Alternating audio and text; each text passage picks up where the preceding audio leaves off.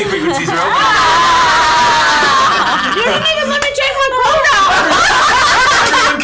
Everyone kept saying, we're ready to go. You didn't hear my voice. No, I should have listened for the mouthful of food. I'm not even finished chewing. Everybody, welcome to Clear Skies. Welcome to Clear Skies, the show where we enjoy eating sandwiches and exploring space. That is our tagline. But we do not ever count in, because that would be wrong. That would be so wrong. Not a single 3, 2, 1 at all. Those days are way behind us. We don't count. We've left behind professionals. organization and professionalism, but I'm a any professional kind. something. You can't say that. The producer is saying that is the biggest tell. You should put the button next to me. That's all I'm saying. I'll get better. If you can't behave with the button, I'm going to take it away. Really? Yes. Pardon me while I drink from my new kitty press the mug. break button. Pardon me. Yes. Anyway. 6 against 1. That's true. I'm not going to round that. Welcome to Clear Skies. As you can see, we're a bit goofy tonight, but we're going to be getting underway here pretty soon. Right off the top of the episode, we're going to do a couple of thanks. I want to thank real quick again before we get started tonight, Quest Design Canada, who designed our ship plaque. The USS Ross ship plaque, which is over there. I'll grab it. We're gonna, if you want to grab it.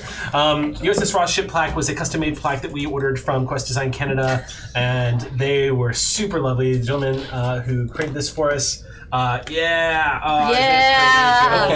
Bonnie can hold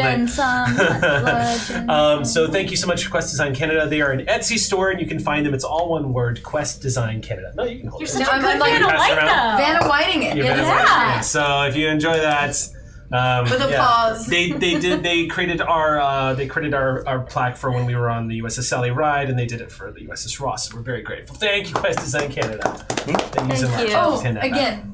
You're going to put an eye out. The other thing I just want to give a quick announcement. This is kind of stealing Xander's thunder because it's big news, but I'm a fan, so I'm going to announce that Vampire comes back on Friday. Yay! We got Vampire LA by Night returns on Friday. That's going to be pretty great. Yeah, season 4. Yeah. And I knew what was going down, but I was not expecting the reveal to come today. Right? That was a big reveal. If you guys haven't seen yet, season 4, I would say just go check out the Twitter account. It's pretty pretty baller. Yeah. in the picture. Should I put this right here? We were told that was coming, but I didn't know that was going to get announced today. That was pretty exciting. Yeah. Well, and then some people had expressed concern in the Q&A, but we've announced that we've already filmed season 4. So it's all done. It's pre-taped this time, so we're trying something new out, but it'll still be released on Twitch and later on the YouTube channel for World of Darkness. Right the hell on. And if you are liking LA by Night, we encourage you to check out Long Beach by Night. Yes. Even more Xander. I'll be returning because I messed But up your campaign. different. You broke it. You have to put it back together. That's this Seriously, Sunday. go to YouTube and catch the first season of Long Beach by Night, available on QueueTimes, Twitch Files, or YouTube, because I've never been prouder of Xander genre. It's beautiful work. It is an absolute catastrophe. It is. And so this Sunday, shortly after Friday's LA by Night launch, we can see how Xander and B-Dave and the rest of us Continue to poor just fuck undead you. souls try to put all of it back together again. What a mess. Good job, Good Xander. work. Thanks. Yeah. Well done. Well played, my lord. But I'll be there. I'll be there on Sunday. Yes. So we will hold him accountable this Sunday, 12 p.m. PST on QueueTimes Twitch. Does anybody else have any other announcements for tonight? I mean, you got a Pantheon. Oh, yeah. Saving throw. Yes. Yes. Yeah. Wow. We hit our halfway mark next week. Ooh. So we have 6 more episodes left. But when is that? It starts at, I know times, 5 p.m. Pacific time over at Saving Throw Show. What I've day? been doing Sunday. Sunday. So right after you finish watching Long Beach by Night. Right. Stick around Go for watch 6 the hours. Space That's Day, story and time. then, Yeah. but also, recently on New Pantheon, you should catch yesterday's episode because the creator of the game was guest starring. No kidding. You had somebody from Alex Pat there? I wasn't. We are not playing Scion this season. We are playing Demigods. It's powered by the Apocalypse. No kidding. And it was developed by friend of the pod, Jason Mills, aka my first campaign GM. If you've ever heard me rhapsodize about masks, I played that with him, and he came on Demigods Yes, He your played dad. a so fellow cool. nerd with me, and it was great. It was delightful. You can also find him at Happy Jack's RPG. If you want to check that out as well, check out his work. It's delightful. He's Cool. delightful. They're delightful. It all delightful. New Pantheon.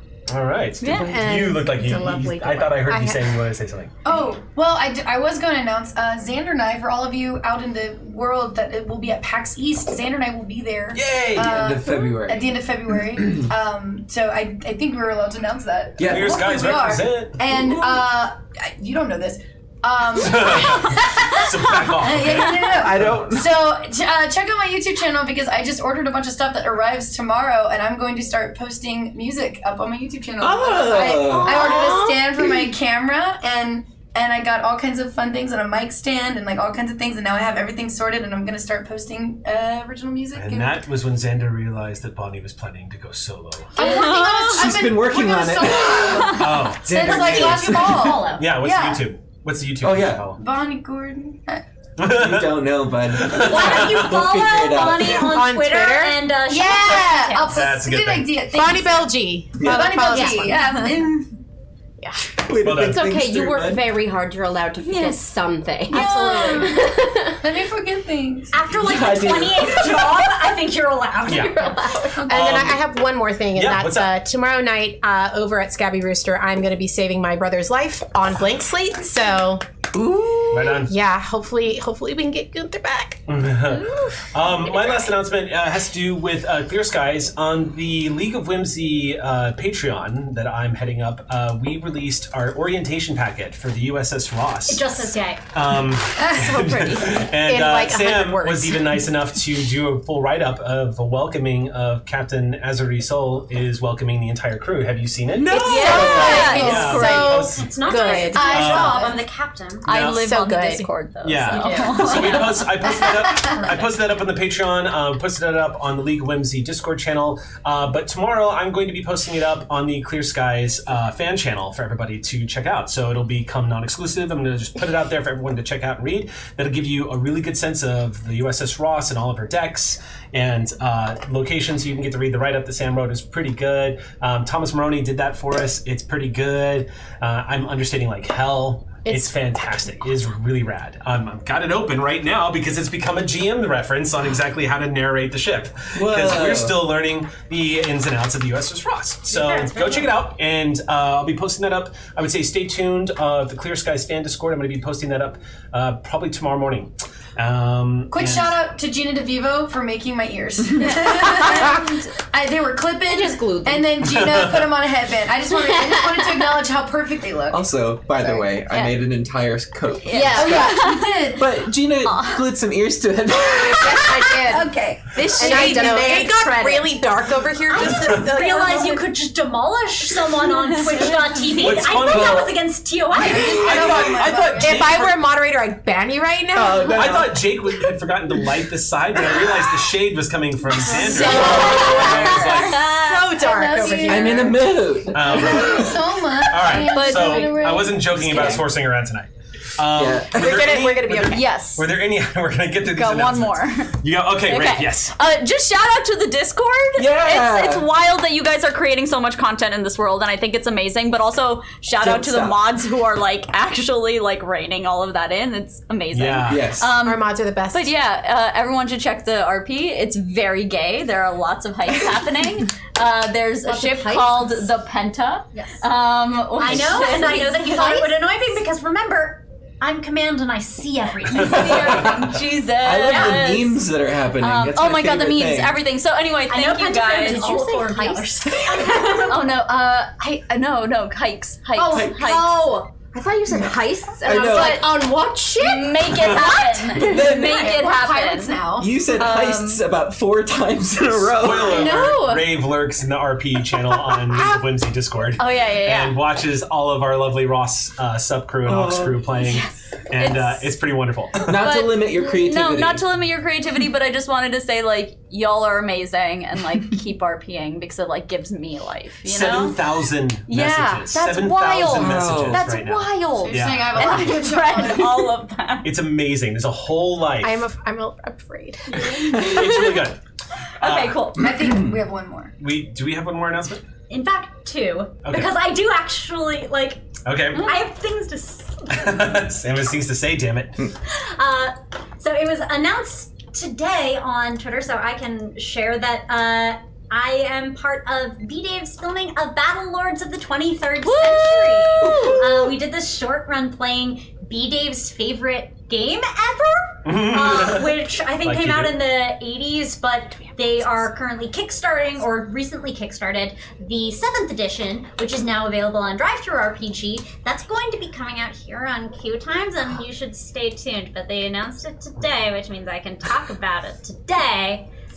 And I'm excited! Yeah! Yay! All right, that feels right. Let's go ahead and jump into tonight's episode of Clear Skies.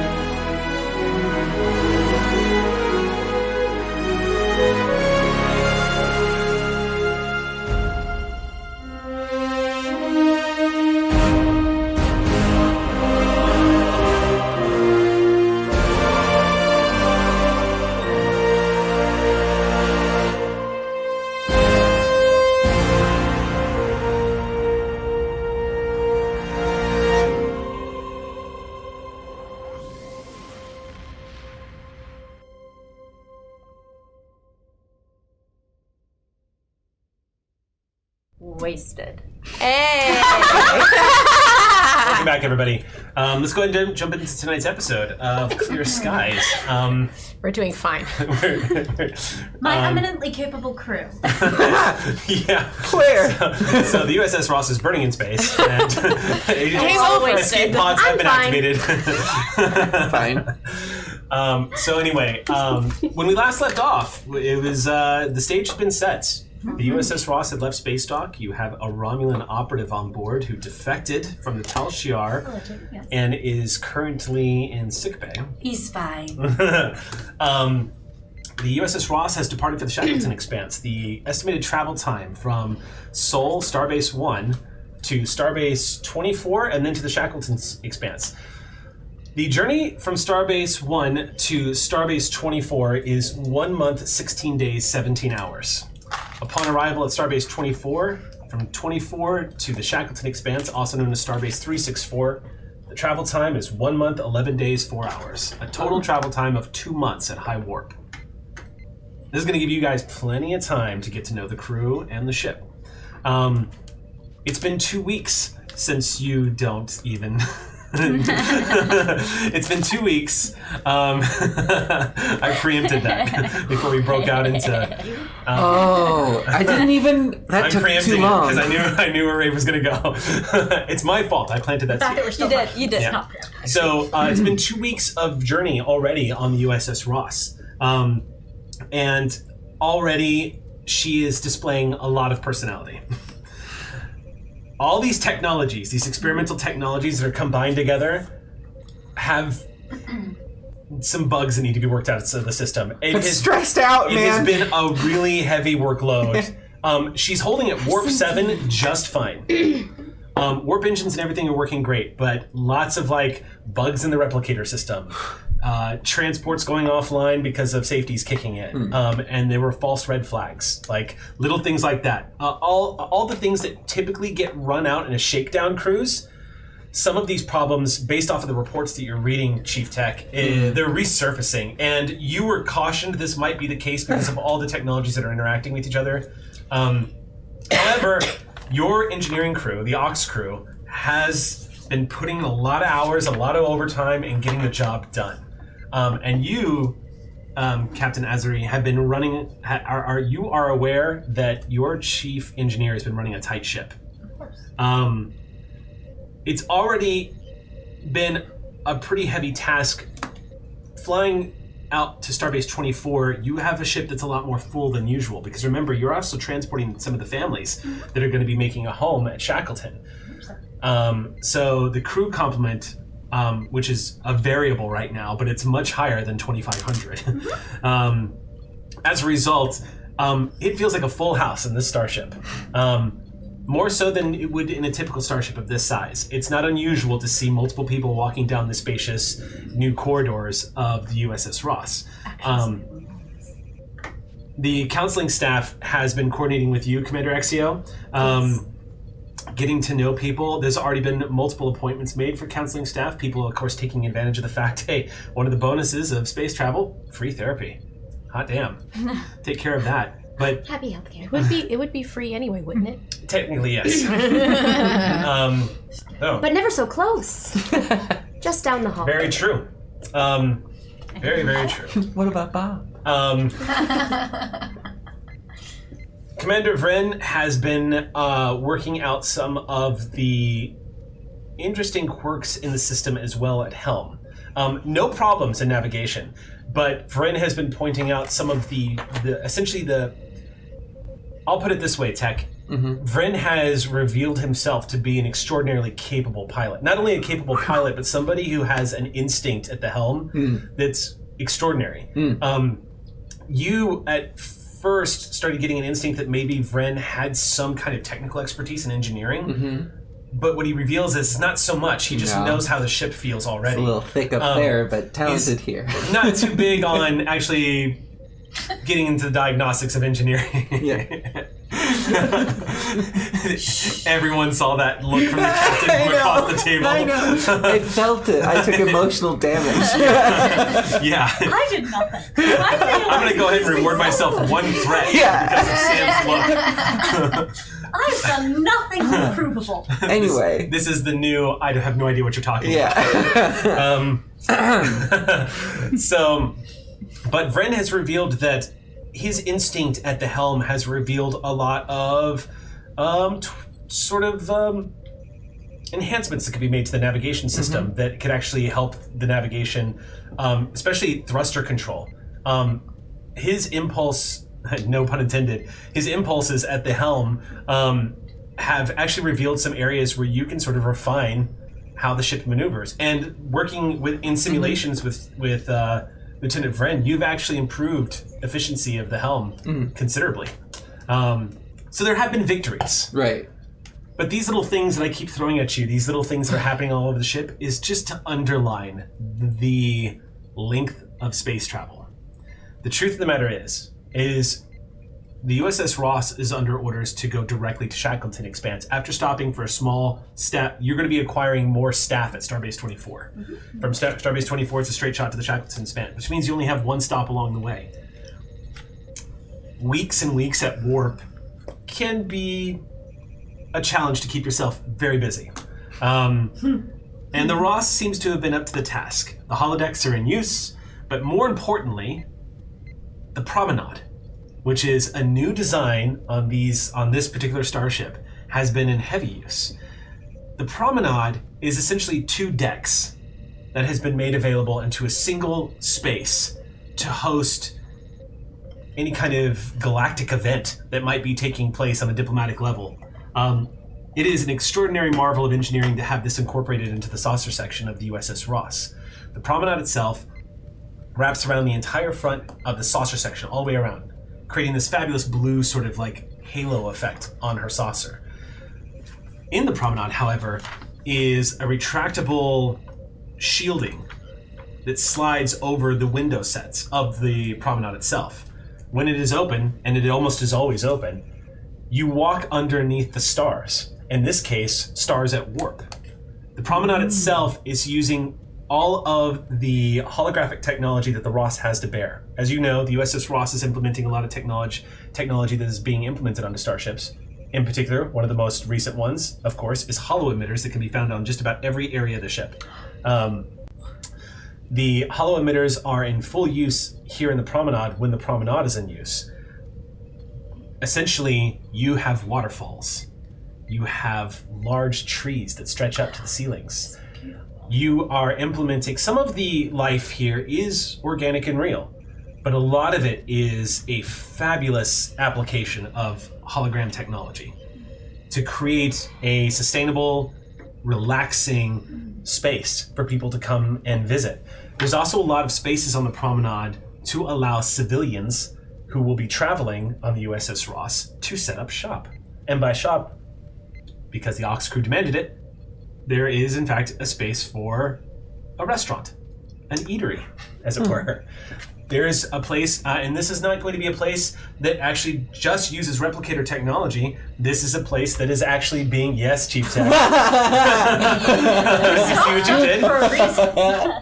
It's stocked up and it is opening a kitchen. There's going to be cooks. There are going to be people cooking actual food that is going to be hopefully gathered from across Shackleton Expanse. That's why I'm on this boat. and because Starfleet anticipated that not every species that could be encountered in the Shackleton Expanse in first contact missions are necessarily going to take well to replicated food. Mm-hmm. As we all know from Star Trek lore, it has a slightly variant taste that some species can taste very easily. Chief Tech being one of them. Yeah. So there's a lot of spacious areas in the promenade to create an extraordinary ring of socialization. Take and that, relaxation. Deep Space Nine. Yeah. We're not starting a war. To be fair, Terra Nor was already pretty have perfect. you. It already have, it's true. But there are other unique spaces on the ship that you've all become very, well, amazed at seeing that you've never seen on board a Federation starship before. The promenade being the one, Cetacean Ops. Mm-hmm. Cetacean Ops, which, if I can refer to my guide here, is located... Hold on, I can also see. I think it's deck 3. If you get it for me, it's deck 13. It Oh, is. 13. Crew services, deck 13, Cetacean Ops, an entire area of that deck. Are you amazed Yep. with Rave's organizational Yep. skills? Rave, here, could you hold that You up? I were want great everyone to see note taker, it. weren't you? Rave went You and were a great created a note taker, weren't color-coded... you? That looks exactly. This is amazing. I'm gonna show you what I did for Sally. It will feel very familiar. And then I took We a are picture of in that with fourth my grade. cell phone. That's what I'm gonna took do. a picture. In Work 4th smart, grade, work I hard. got most prepared. You get a gold star. What is it again that you do? I feel like so your whole life has prepared you for exactly what it is that you do The now. only reward I was given, Thanks, Miss Hines. I returned every library book I ever checked out on time from kindergarten to 5th grade. God, I'm That's so a proud. given. The bar is too low. Oh no, absolutely. Yeah, 5th not. grade is a low I hung on cutoff. to those books. It's the only reward I've ever gotten. All right. Cetacean Ops is currently... What? We'll give you more reward. No, that's fine. No. You want to know what your actual reward is? Yeah, no. We're sitting at a table playing a game with you. Thanks for reminding me. And I haven't destroyed you yet. That's okay. There we go. That's true. Cetacean Ops currently is actually empty. It is not currently staffed. That staff is actually waiting for you at Starbase 24. Right. And personnel assignments from the Cetacean Ops centers are going to be transported over, as well as all the information and the crew that you're going to be getting for Cetacean Ops. The computer core is extraordinary. Of course, the computer core is the area of the ship that houses Exio, the commander. Exio being a system unto herself, she is separate from the computer core and interacts with the computer the same way the crew does. But the extraordinary amount of processing power required to run Exio, this living hologram, has actually required the installation of its own separate computer core into the system. The computer core room itself is essentially 3 stories tall, located in the center of the ship. Let's look up what deck that's on. Because, I mean, you've What deck am I on? 3 decks. Well, Would this be in control? Like, what are we looking for specifically? this would be the computer core control. Actually, I think this would be defector control. We don't have to find it right now. I don't know. The computer core actually, we do actually have it, and Thomas has mapped it out for me. But the computer core itself is essentially a large room that has these obelisk-looking towers. And if you can imagine in Trek, those brightly colored displays, much like you see on our overlay right now in the bottom right corner next to the silhouette of the USS Ross. These sort of highly lit displays that are showering across the front of these data cores that stand 30 to 40 feet tall. And it is, the computer core itself wraps around the center of this room.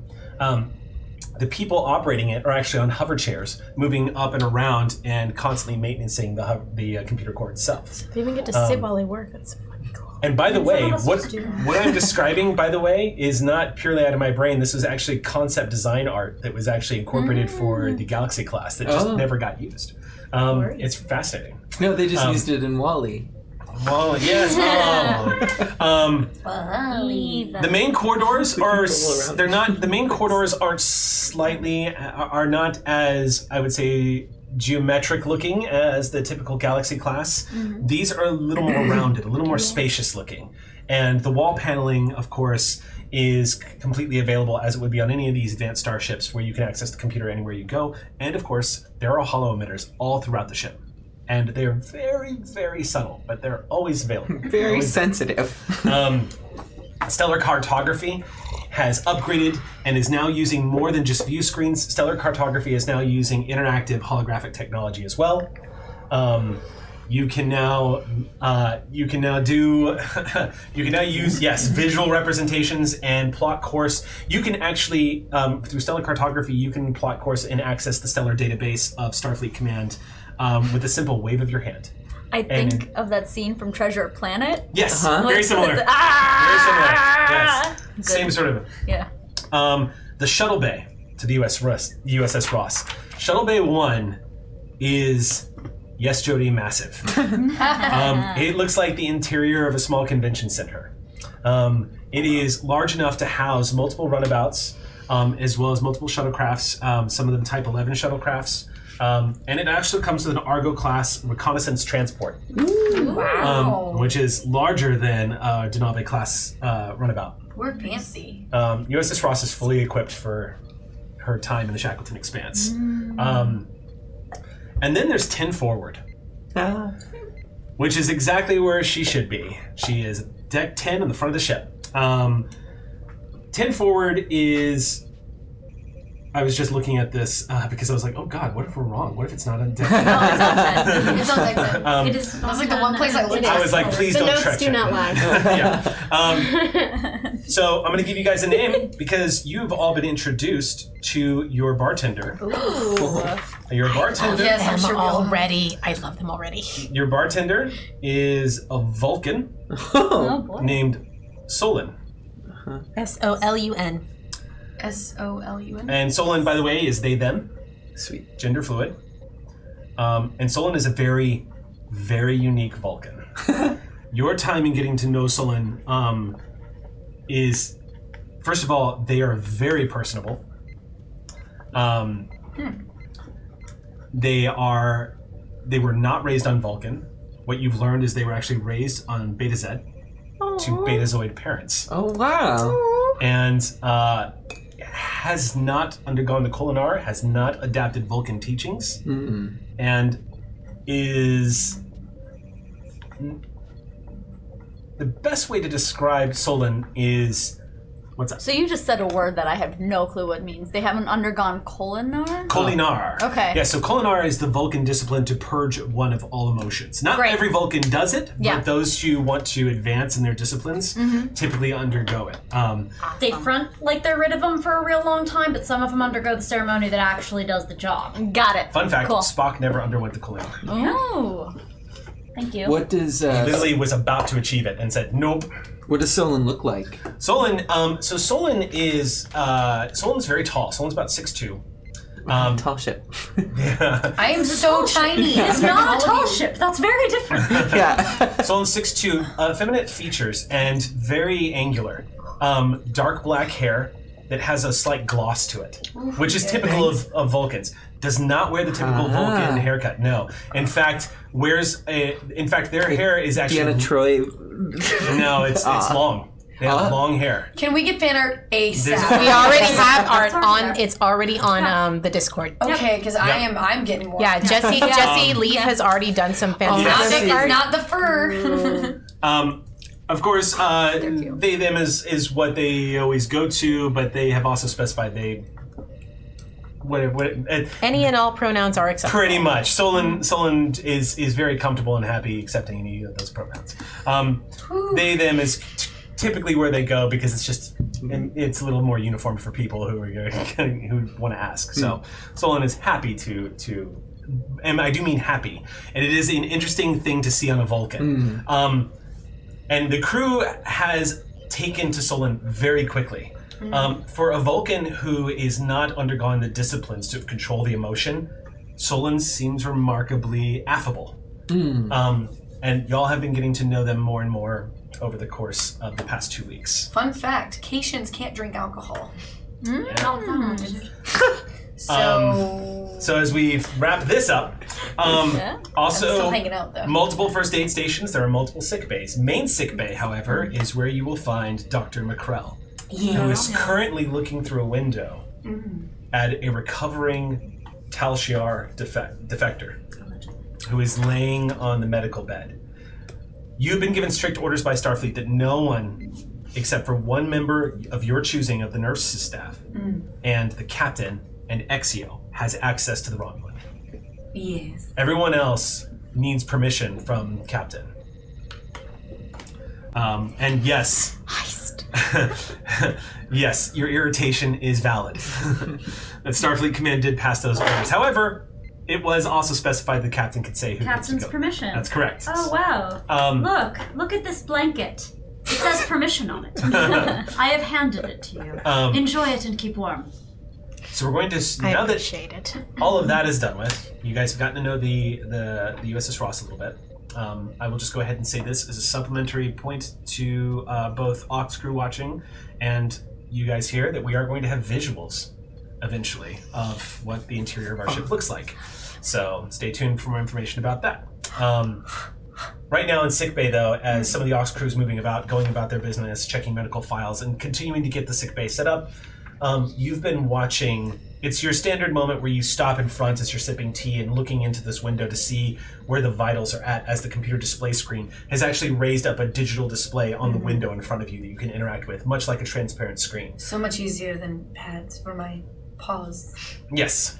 Yeah, pad technology is actually slowly beginning to phase out of starships. At this point, we're getting into the touchscreen, the holographic touchscreens that are in front of you.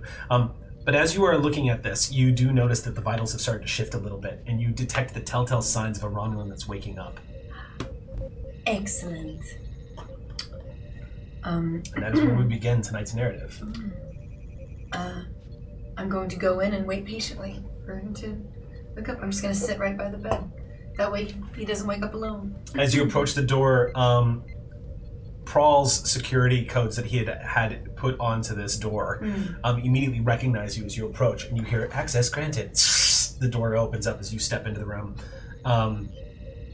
You approach the bed just as you see the eyes begin to flutter a little bit and slowly open.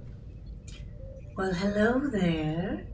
And his eyes try to focus upon you. Again, the Romulan is a middle-aged man. Looks a bit on the rugged side, but you're not sure how much of that was surgical decision and how much is actually his original features. But he still looks human. The only thing that would indicate that this is a Romulan is his anatomy, his biology. He's dark, sort of graying hair, a bit on the top with some streaks going in. He has sort of that, he has sort of a Bryan Cranston look. Okay. Think of it like that. Okay. He has, and as his eyes are kind of coming to, and he focuses on you a little bit, and he just says, you see him taking stock of where he is, and you see him react suddenly. Like he just kind of relaxes, and he says, I'm on a starship. Yes, you specified you needed to be on the Ross, and our captain made sure that you were cargoed. His hand very weakly raises, and gently, as much strength as he can muster, he kind of like claws at your jacket, your coat for a second, until his hands tighten into a fist. And you realize this sort of feeble gesture, which initially you thought was sort of vulnerable, is in fact a little aggressive. And as he squeezes, he says, "This is not a deception. I I'm on a starship. I'm on the Ross. Yes, you are on the Ross, but please keep yourself calm. Your body still has undergone very extreme trauma. He looks down as suddenly remembering that he's taken a wound, and he says, "How am I alive? What has happened?" Your assassin had horrible aim. That's impossible. Well, then maybe you're just extremely lucky. Evidence would suggest that too is impossible. And he leans back into his bed, and he exhales for a second and says, "How did I get here?" We transported you from Starfleet. There are things missing in my memory. Oh, you've been out for weeks. You've been in and out of consciousness. Weeks? Oh, yes. At least. What has happened? The ambassador. Oh, they're fine. They're fine. They're here. In fact, they've visited you a few times to make sure that you are all right. I must speak to them. And he starts to get up. You are... No! No. He has no strength to fight you. So as your clawed hand kind of gently rests against his chest, I'm he stronger stops. than I look. I am small but mighty. So lay down. He tries to force himself up, and there is no strength to it. He pushes kind of feebly against your hand, and then he lays back and says, Relax. "I need to speak to the ambassador." And that can easily be done here. You are not going anywhere. All right? You need to regain your strength. Yes. All right. Please, call the ambassador. I didn't catch your name. Dr. McCrell. You saved me. No. There was a team of doctors who actually performed the surgery. I've kept you stable since then. Trust me, you probably wouldn't have made it being transported the way... You were not very healed when we moved you onto the ship. Yes, here I am. I have kept you alive, put it that way. I didn't save you initially. I wasn't even there. I was on Mars. Long story. Okay, I'll call for the ambassador. Okay. First, I'll call the captain. As you lean back in. What is Captain Azuri Sol doing? Statistically speaking, pad work. Okay, so By hours of the day, in your ready room? presumably pad work. In yes. your ready room, there are still bags that you have not unpacked. There has been no time. No. The moment you got on board, you have had to immediately start organizing and administrating this entire vessel. I know it impacts my mental well-being when things aren't unpacked, but it needs to not be done so that other things could be. I don't need that from you. And another threat is gained. It's a nice threat. It's a threat with a smiley face on it. You hear a chirping sound of your communicator. This is Captain Sol. Captain, this is Dr. McCrell. Our sleepy little stowaway has awakened and would love to speak to the ambassador. I told them that I would contact you first. For access, of course. Of course. I will comms the ambassador and the commander and meet you down there. Wonderful, wonderful. He actually is a little bit more awake now, so he actually might speak coherently. Unlike the last time. You know, I found the thing about the flying pancakes to be fascinating, quite frankly. It made me very hungry. Deep insight into the subconscious, I'm sure. Yes. I'm on my way. Sol out. He's looking at me very confused. All right, Captain, I'll see you soon. Cut to the bridge. Yes. As described, the helm and sign stations are literally neighbored desks. And Vryn has definitely been using this opportunity to occasionally whisper over to you a bunch of irrelevant things from time to time. You will find that every now and then, as Vryn is running through some checks on the helm and navigation, he leans forward at one point and goes, "Hey, Lacat. Lacat. Lacat. Yes, Vren. Guess what? We're still at Warp 7. Oh my god. Can I roll a determination? Like a composure check. That's like a composure check. Do we have composure checks in this? Composure check? A voluntary composure check. Yes. No wonder everyone loves Brent so much. Yes, that would be a command. That would be a presence command. Control command, I'd say. Control reason. Control command, please. I mean, it's technically presence command. Control has more to do with manipulation and this is more of a because you're trying to. Well, no, it could go either way, honestly. Because control is like your discipline to. Yeah, I'm gonna say control. Oh, thank God. Make a control check. Control daring. I'm gonna say the difficult. Control command. Yes. There's not really. I'm not gonna. You know what? It's Ren. You know what? I'm gonna set the difficulty at 1. Difficulty at 7. I was like, it feels like it should be a difficulty 0, but no. But it's not, though. Oh God, 2 successes, thank God. Okay. Oh, right, momentum.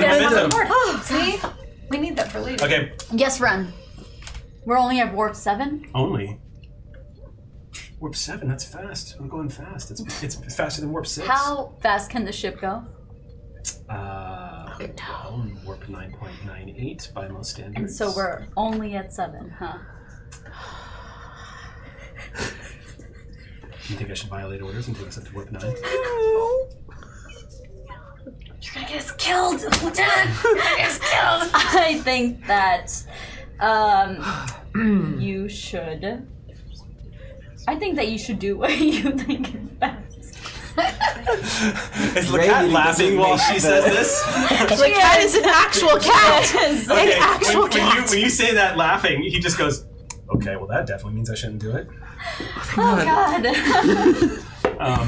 Okay. Well, I'm glad. Oh God. How's sciencing going on over there? Have you scanned anything lately? What hours of the shift do we have? It's an 8-hour shift. It's an 8-hour shift from what time to what time? We have the alpha, so we have the 9 to 5. 9 to 5? The 9 to 5 shift is you.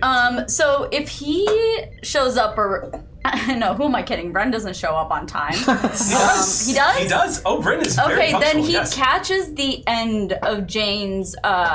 It's not quite Good Morning Vietnam, but it is like to her science officers every morning. She definitely like checks in with them and has like a touch base, you know, like a pep talk kind of thing. well, more like a here's where we are on the brackets, like Like a tech scrum? exactly, like Lieutenant so-and-so said that they, saw a spatial anomaly, but I say Pixar didn't happen, but that would raise them 15 points in the bracket, which would place them at first, so therefore, please put all your concerns with this lieutenant. And then just like check-ins and just basically like a pep talk. Okay. And so I think that he catches the end of that, and which is probably the only actual bit of science that he sees her do. Otherwise, she pretty much keeps to herself, I would say. Okay. And then, so when he asks me how my science is going, I say, science-y. Good. That's good. That's putting the Ross's resources to good use. Are you a fan of science? I don't know much about it. I know that it's involved with making the ship go, and that is something I need. I mean, you're not wrong about that. That's quite certain. If we want to go from 7 to 9, Science is involved. It's involved, very much so. This might be the first real conversation we're having. This is strange. Yeah. Hey. Our first space mystery. What's what part of this is a mystery? We're having a real conversation. Is that a mystery to you? Wait, I thought you were making it a mystery. Didn't you say it was strange? I mean... I was being poetic. I was being funny. Then why am I not laughing? I don't know. You were laughing earlier. And I didn't say I'm anything. laughing now. So what makes you laugh is not following orders. Oh, God. Violating Starfleet protocol. And then he sits up straight and gets quiet as the door opens and the captain walks out and starts heading for the turbo lift. Oh boy, thank He God. goes right back to his... At least he knows something. and says, Captain on bridge. Anything to report? maintaining course at warp 7, Captain. All right, good. Keep it at warp 7. Aye, Captain. Aren't you go ahead and do that now? I'm sorry? Confirming with science, Captain. Making sure that our velocity is just as the readouts are on the navigation systems here. Happy to report that they are, sir. At the case, Lieutenant? Sir. This Cardassian at the helm, the science station, double thumbs up the captain. I press the lift button. I get in the turbo lift. A valiant attempt. And I'm gonna make my way to Stowaway. As the doors close, he just goes, "It was pretty good," and then he goes back to the. Didn't say yes, didn't say no, said sir. So, I do think that during these last 2 weeks, I would like us to have been working on something because we've had these schematics for the last 2 weeks of this chip that's been in this Romulan's brain, right? And so if there's a way that we could be just examining it, because so technology is obviously like influenced by culture, right? So I would love to like examine this chip and see how, and like put it basically next to like previous Romulan technology and see like essentially like try to predict what their next step is going to be. I would like to help with that as too. Yeah. It's a medical. We could say that was definitely a big side project that's happening. Yeah. When you're not on main duty, the captain probably has allocated you to basically going over this chip. Yeah. And by the way, down in main engineering, the engineering core for the USS Ross is extraordinary because they have taken what has worked on the Sovereign class and Intrepid classes and tried to meld some of the more advanced technologies of the latest and most advanced warp core in Starfleet. I am going to go ahead and give you fair warning. That because I just loved her too much, I have brought back from Session 0 Ensign Alindari. Okay. Your right-hand Andorian engineer assistant. She is... Could you spell that for me? Yes. Aulyn space Dari. Alindari. Ensign Dari is a very efficient worker. She has kept up with every step of any of the agendas that you have laid out. She has been organizing a lot of the main engineering staff and keeping things running smoothly. She is a complainer. Right. She mumbles, she bitches, she moans. She's not happy about the workload. Right. Except she loves it. Right. She finds a way. What's that? She's Andorian. She's finding a way to channel her aggression into her work, and as a result, she's constantly sounding like she's hating everything she's doing. But it's clear from working with her these past 2 weeks that not only is she brilliant, but she's in love with her job. And you are the only person she is the only person that has gotten away like. She's the only person that's got mouthing back a little bit, but it's not done to any of the other staff. Yeah, that's good because that would have been a problem. Yeah. Back down to main engineering right now. She just comes back down the turbolift, and as she steps off and approaches you, she goes, "All right, so we just finished running the diagnostics on the secondary warp core. Yeah, how'd that go? There's a rivalry. What? Between our secondary engineering staff." No, we're a team. We're a big old 2 warp core family. That's not how it's developing, sir. There's a rivalry. Yeah. Okay. And all right, we can use this though. Huh? Let's make it a friendly competition, eh?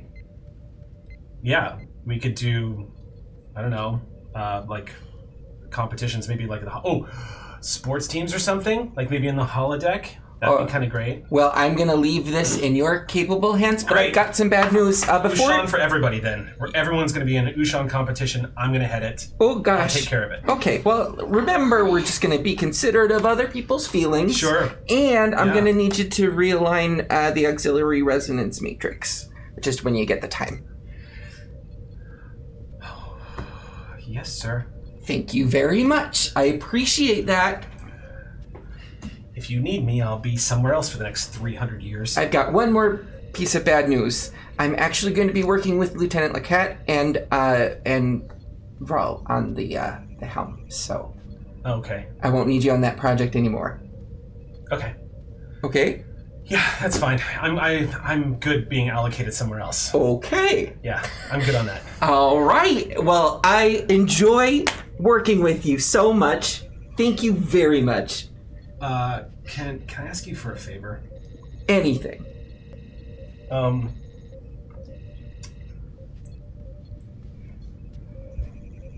If anyone comes to you, sir, and mentions that I may have made some inappropriate comments our work core being bigger, could you just look the other way? Absolutely not. Okay. You will cut that out right now. I never heard that it happened. It never did happen. They're being aggressive. Am I understood, Ensign? Yes, sir. That's all. Thank you, sir. Mm-hmm. She turns on her heel, and you can see her flexing her hand as she's walking away and mumbling to herself about Ushan as she strolls out. Where would Commander Exio be right now? She's in the holodeck. Okay. What's she doing in the holodeck? She's having, this is her off time, so she's having, some quiet time, and this is where she goes to think. Okay. What's her quiet time look like? Would you like to know? Yes. Yes. We all want to know what it is.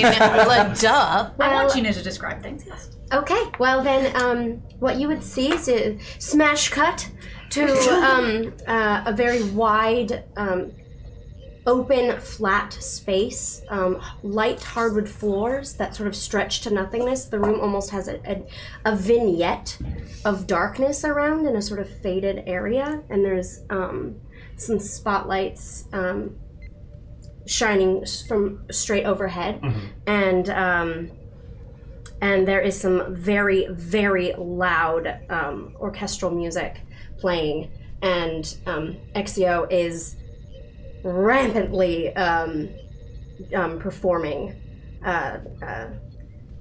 contemporary sort of modern dance-esque movements, lots of leaping and sort of lots of arm movements, and that is what she is doing. I love that. What's fascinating is as you go through the motions, a blur of just a leaf on the wind, as it were, as you are dancing across the light beams. That's exactly I'm what reclaiming it's that. It's beauty, it's poetry, and screw it. But as you are dancing across the light beams of this this performance piece by yourself in the holodeck, as this particular piece comes to an end with a crescendo, it just fades out, and you gently extend your hands, immediately met by the juxtaposition of dead silence as the music stops.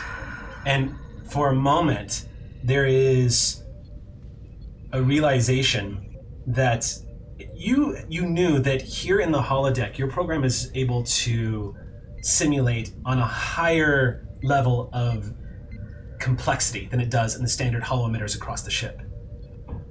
And as you exhale, you look down and notice the little droplets of sweat that have formed around your knuckles from dancing.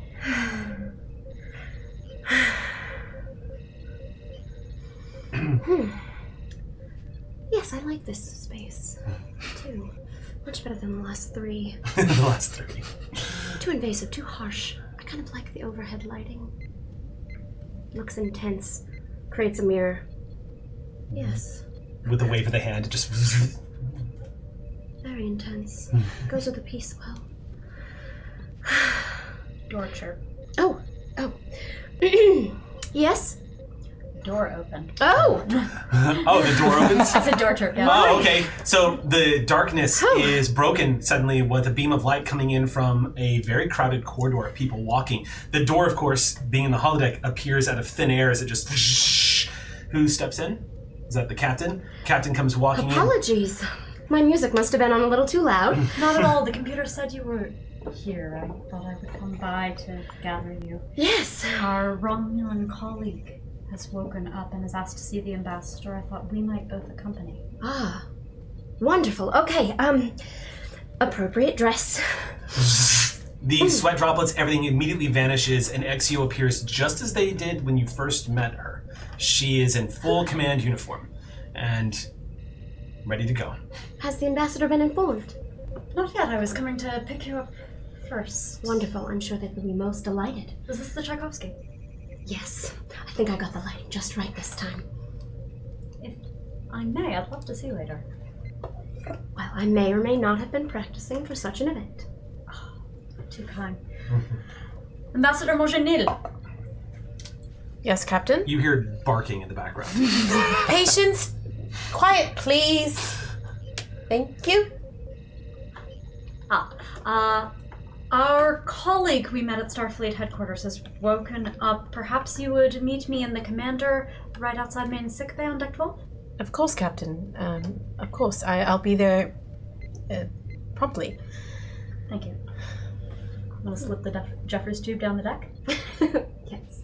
Taking the Jeffries tubes? It's just one deck down to main sickbay from holodecks 1 to 4.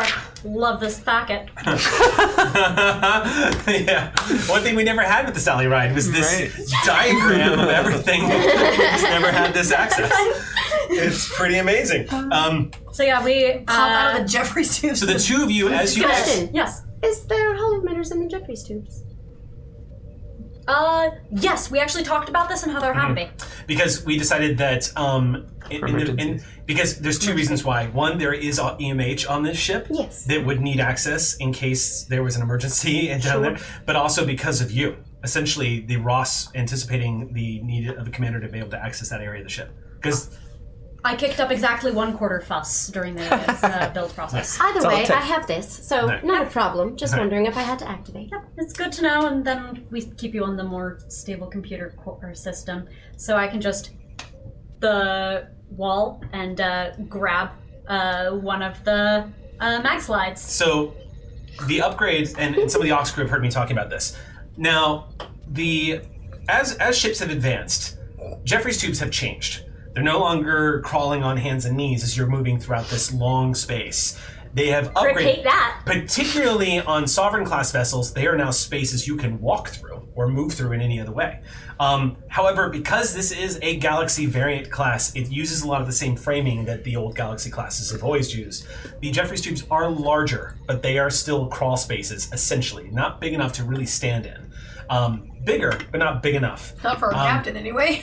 Especially They're not very, for very tall over captain. 6 foot Captain Saul. Thank you. So, no, yes, that's right.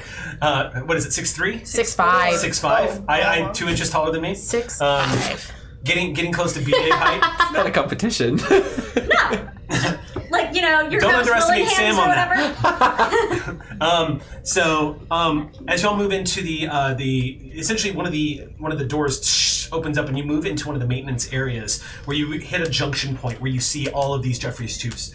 There are a couple of incidents in here that immediately stiffen and stand at attention as the command staff walks in. Keep doing what you're doing. They nod, thank you, sir. And hello. Hello. Shut up. They go back to Keep moving so they can relax as quickly as possible. Yes. This is interruption.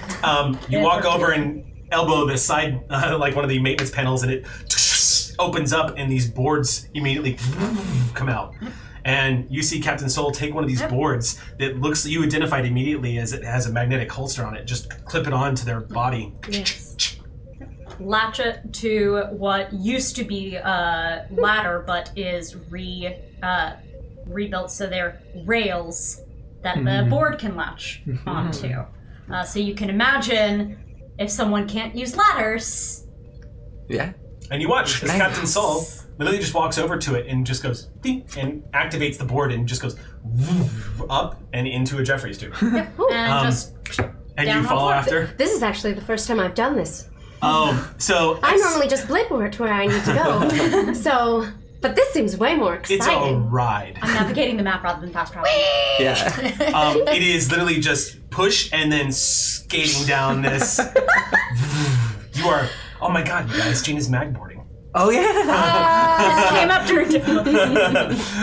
And you basically, the two of you just moving at high speed down the Jeffries tubes, passing junction points. You pass a couple of work crews that are just maintenancing some of these Jeffries tubes areas on their own magboards. Literally just press a button and they go up onto the wall as you all make a hole, as they say in the Navy. Just you goes right past them. On your left. Yeah, you hit one of the junction points and go down to the next level and just and you are down 1 deck level. It takes about 5 minutes of just travel time zipping down through these corridors. Exio, it is an understatement to say that was fun. As you just zip on through. Much less efficient for me personally, but way more exhilarating.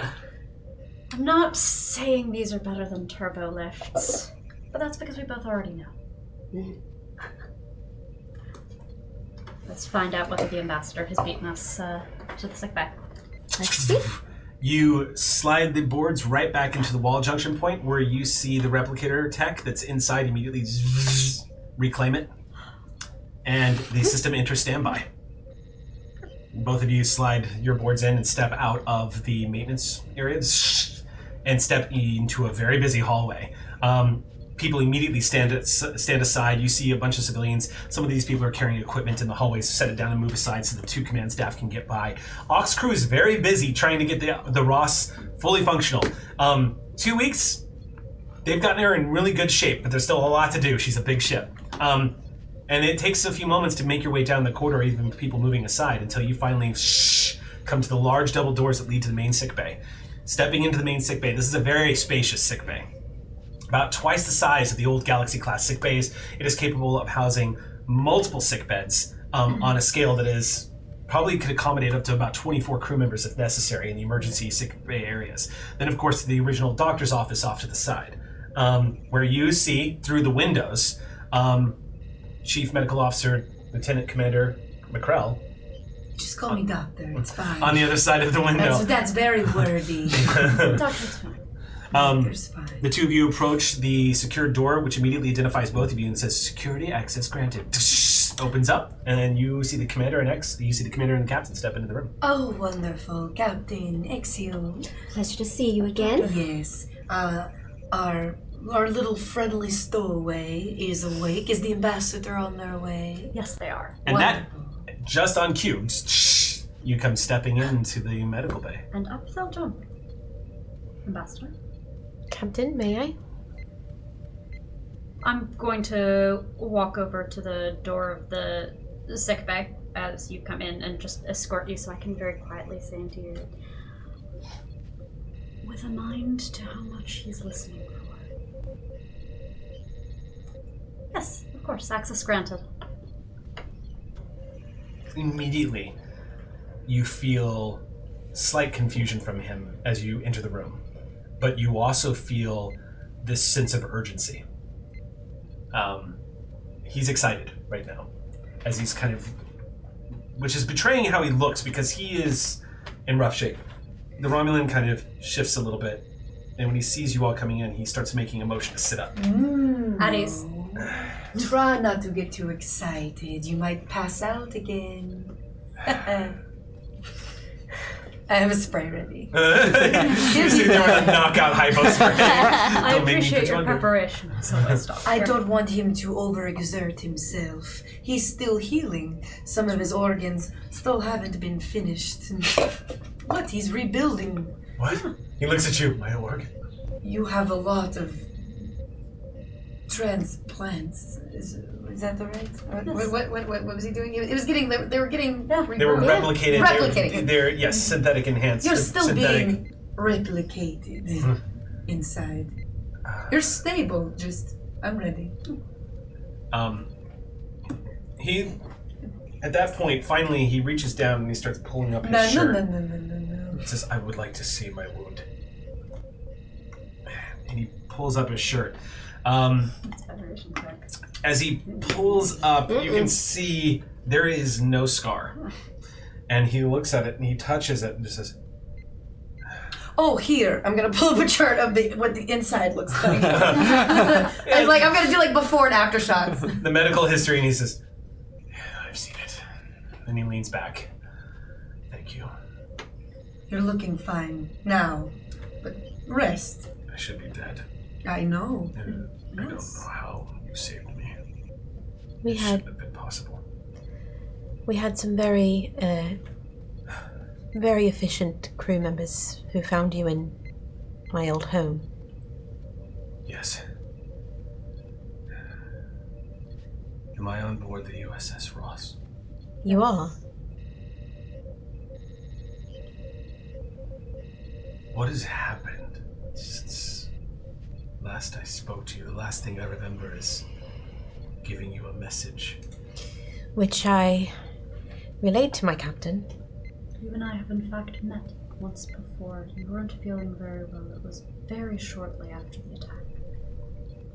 I don't remember that. That's right. You don't need to.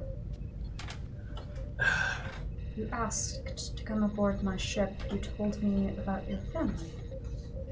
I told you about my family? In broad strokes.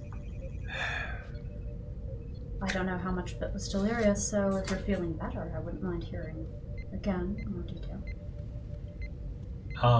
There's an unease you're starting to sense from him now. As he glances at Exio and the captain, and then back to the doctor, and then to you finally. You did ask me to find people that I trust to give your information to, and these are the people that I chose. I would like not to exclude them from whatever it is you're about to say, if at all possible. No, it's important. You're right. It is important that what I have to say be heard by everyone here. I just don't know. I'm not used to trusting people. Owen moves closer and just reaches out and gently takes his hand and just sort of holds it. And, like, Deltons have this ability that's sort of mentioned, but you and I haven't talked about it, so we can talk about it more later, but they have the ability to accept other people's pain. Yes, we see it happen very, very obviously in Star Trek The Motion Picture. After Chekhov gets a plasma burn, Ilea is able to literally take his pain away. As you touch his hand, you see he starts to relax a little bit. His physical discomfort apparently is not that great. McCrell has done, the medical staff here has done a very good job making him comfortable. It's very much of an emotional sort of like, it's not surprising, he's a Tal Shiar agent. He stiffens a little bit as he looks around, and you get the impression he's about to say what he has to say. You feel that sort of anxiety rise a little bit, even with you touching his hand. He says, "How much did I tell you before I last passed out?" Me, almost nothing, except that you needed to be on the ship. Yes. I wasn't privy to the conversation you had with the captain, so I don't know. The other agents, did the names get to Starfleet Command? They have been taken care of, in so many words. Good. Good. I considered myself a patriot, Captain. I know that's something you hear from a defector all the time when you have defectors. We've certainly heard it before. And had the events that have happened on Romulus not have happened, there's a good chance, in the interest of full disclosure, I would still be an entrenched undercover operative working against Starfleet right now. And instead you respond to the circumstance in which you find yourself. That seems reasonable to me. I don't begrudge you. Good. I sense there's a level of professional respect here for what we do. I know you were intelligence. So, you did your research before coming to find our ambassador? Yes. I should expect nothing less.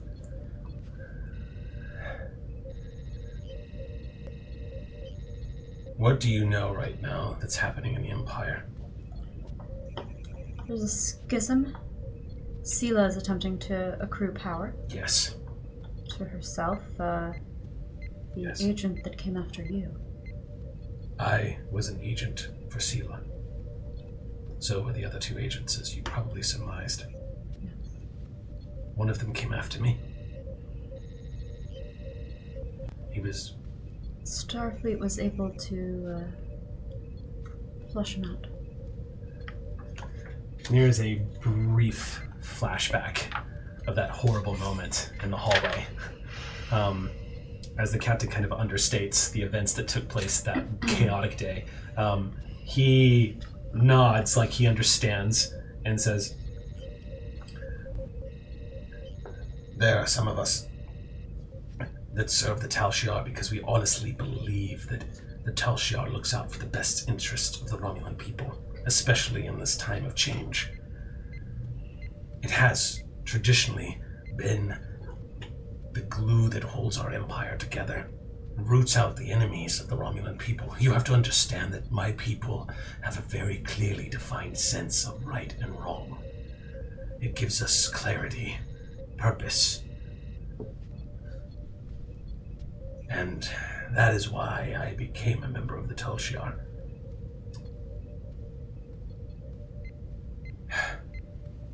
But now Sela is moving to consolidate her power. There was a senator, Senator Yared. He was very popular, and indeed a lot of those in Romulus were certain the senator would become the next Praetor. He is a good man. What happened to him? He was assassinated. Yes. Of course. Some of us foolishly believed that we had achieved some level of stability in the aftermath of Shinzon. You see his mouth contort like he's trying to spit, but he can't find the saliva. He just wants to get the name out of his mouth. I had brief discourse with your empire long ago, and I have a difficult time wrapping my mind around why. I mean, I understand that having done your research about our captain, you would want to get into contact with them, but you could have chosen anyone from our ship to deliver your message. Why me? Well, as you said, I did my homework. I read your records, and I found you to be what the Federation would consider someone with a selfless streak.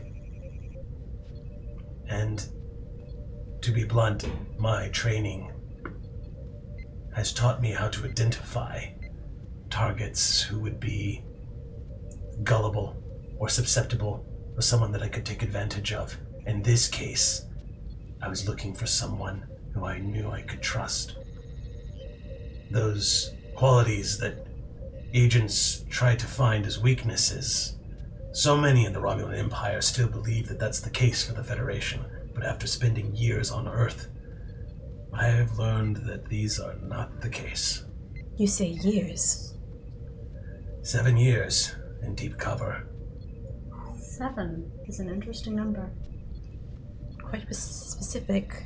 The Dominion War created enough chaos for the Romulans, my people, to do what we needed to do. We originally envisioned a world where the Federation was under the heel of the Dominion, and if that were going to be the case, we needed to be there to know what was happening. But once the war was joined, all that changed were the opportunities. We knew that there would be an after-war, and that things would eventually go back to the way they were. Why remove an operative? You say 7 years. I need to know more about the chip inside your head. Oh, I was wondering why that hurt. He rubs the back of his head.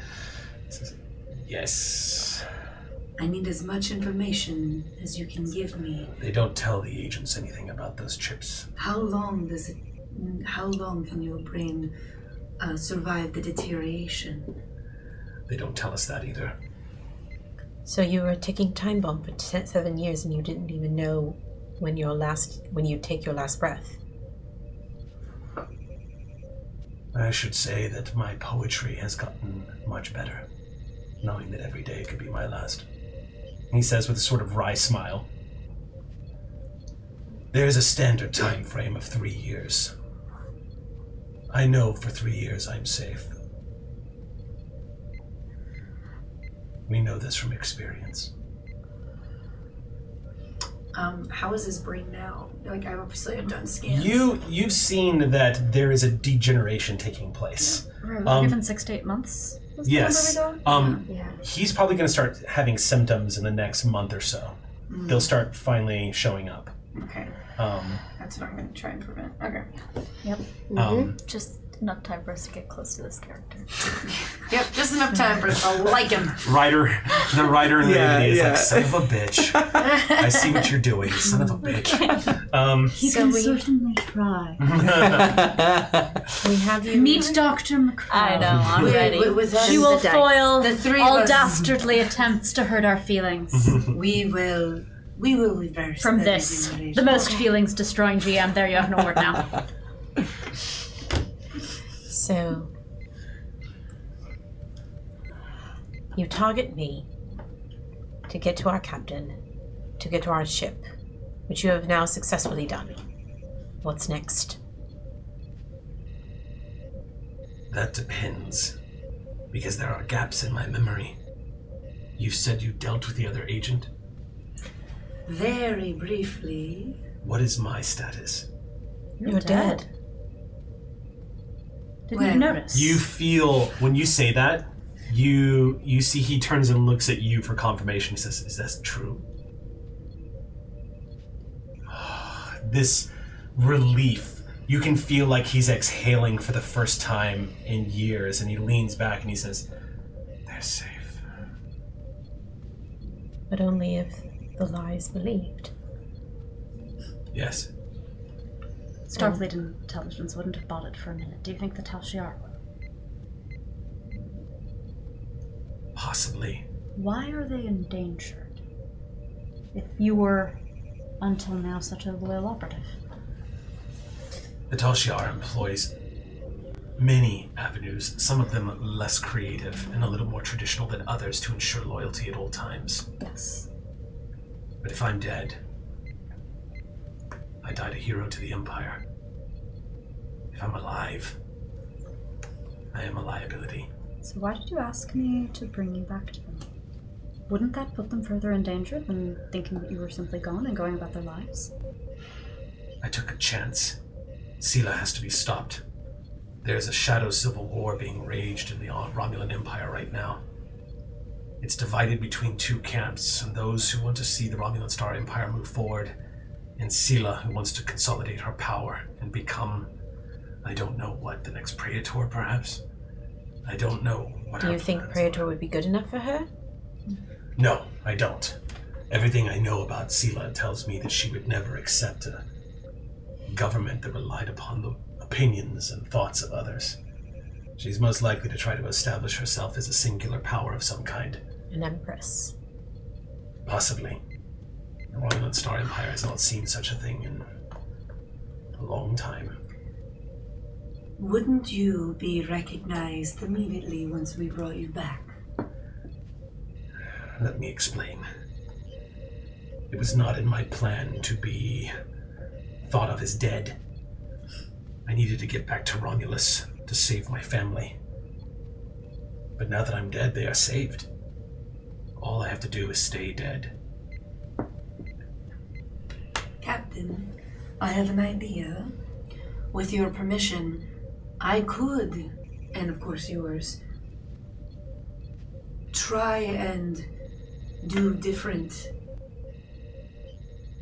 augmentations to your face. Yes. A different disguise. Yes, I would To agree with where- this. Yes, I see what you're saying already. Yes, that would be... Where that you would be could vital. see your family again and they would not know. No, I can never go back.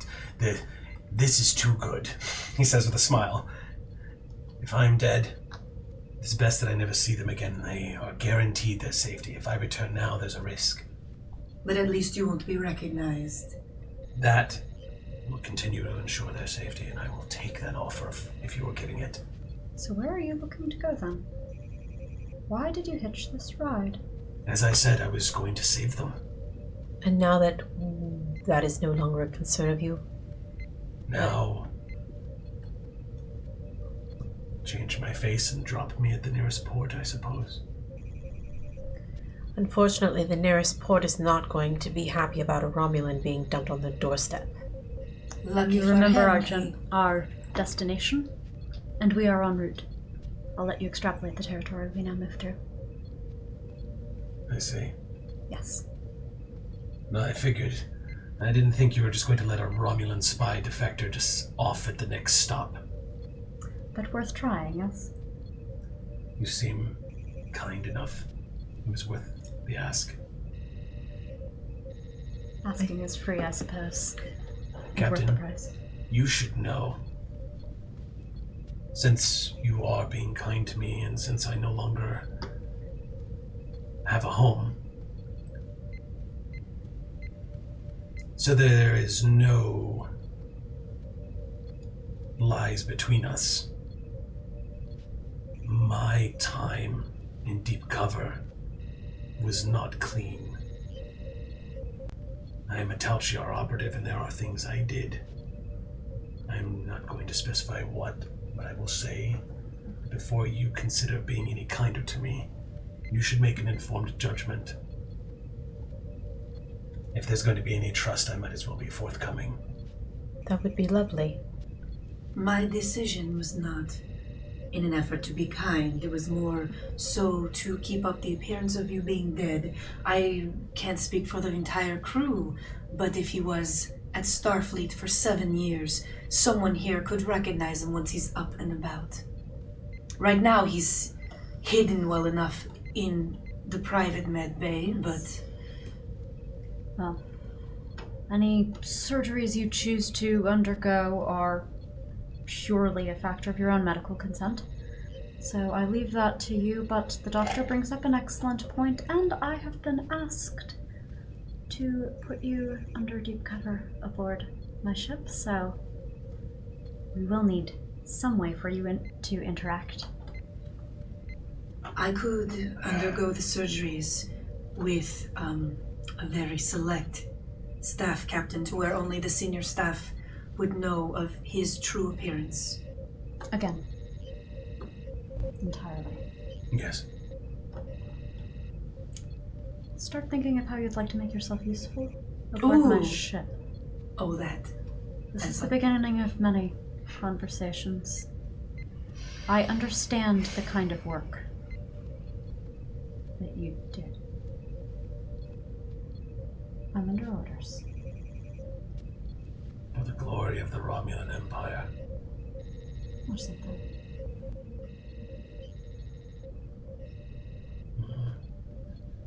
One day at a time. You, at that point, it's almost on like this perfect beat where you see his vitals shift a little bit as you see his strength kind of like he's trying to keep his eyes open a little bit. I do have a thing I want to say to him before, as everybody's filing out. Sure.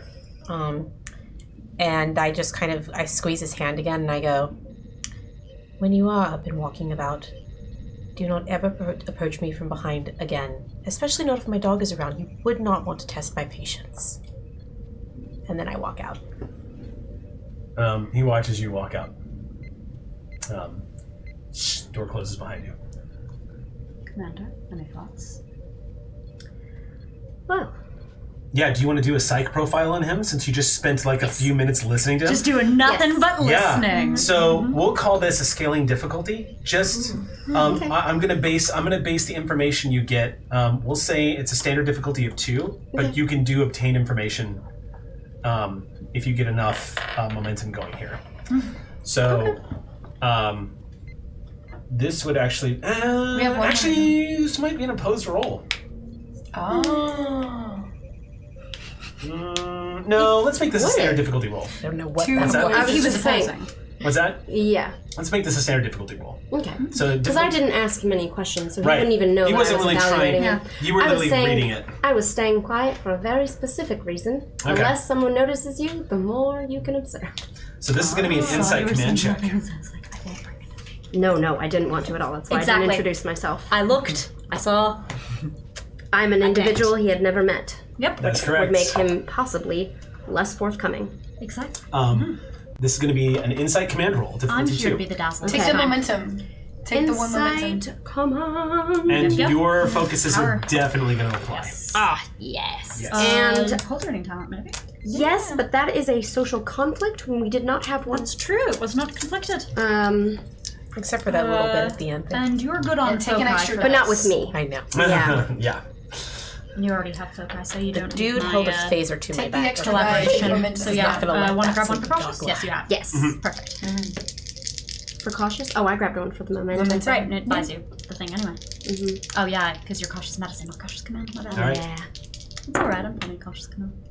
3 successes. Ooh. 3 successes. 4. Good 4 roll. successes. You got a crit. Yeah, I did. Momentum. So you're going to gain momentum. And so what would you like to know? And then I'll answer any question. And then the more momentum you spend for obtain information, I'll answer more. Okay. So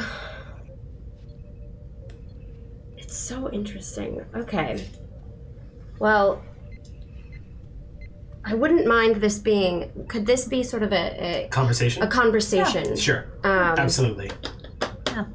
So then why don't the three of us retire to Yes. my ready room and have a bit of a debriefing after that? Maybe we can... Oh, excuse me. The Yes, 4 of us, forgive me. that's fine. Do you want to do a cutscene basically and have the senior staff assemble? I was Yeah, just I'd gonna actually like to start looping everyone in. say Okay. Yeah. one thing to him before we left. Sure. I was gonna because I was gonna probably pretty much knock him out because he needs to rest. Okay, so Right. everyone's cleared the room except you. Yeah, yeah. And I'm like, your past is your past. Your future is very short. When you awake, here are a few options for you. His hand weakly takes it and he looks at it. I've put together a few A dossier. He looks, profiles. this is shopping. How charming. Yes, I'll put it here next to the bed. And he lays his head back down. Nap time. Spray. You hypo him to Yep. sleep. All right, he goes out. He's had enough excitement for the day. All right, so we're gonna cut to the staff room then. Yeah. I have patience with me if the captain permits. Yes, certainly. So this is Only if I get to at least offer a greeting. Of course. so this Actually, to clarify, is patience an SD? Because Yes. then I would not. Yes, but SD service dog. yes, So, but service dog. But in most cases, is at ease. Only active duty when in situations like diplomatic situations. Yeah.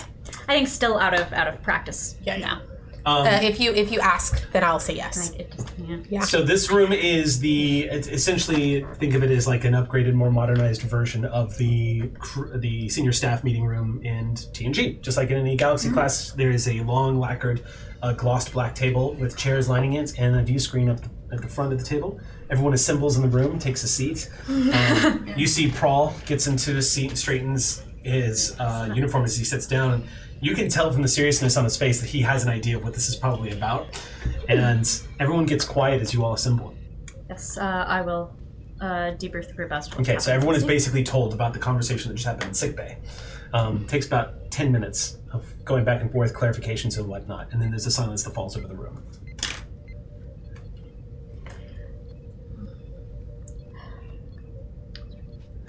Prawl speaks up first and says, Captain, with all due respect, sir, I would really appreciate it if you would allow me to assign a security detail to him immediately. I would love to go over with you the details of such a thing, but I couldn't fathom having him aboard my ship without very close supervision. Thank you, Captain. I agree. I think it is useful and perhaps even good for him not to feel too terribly monitored. A soft hand will go a long way, but that's at least for how one feels. Agreed, Captain. And I'm very, very familiar with the Earth story of the scorpion and the frog. Well, there is more to people than to scorpions. What did you get from him, Axio? Well,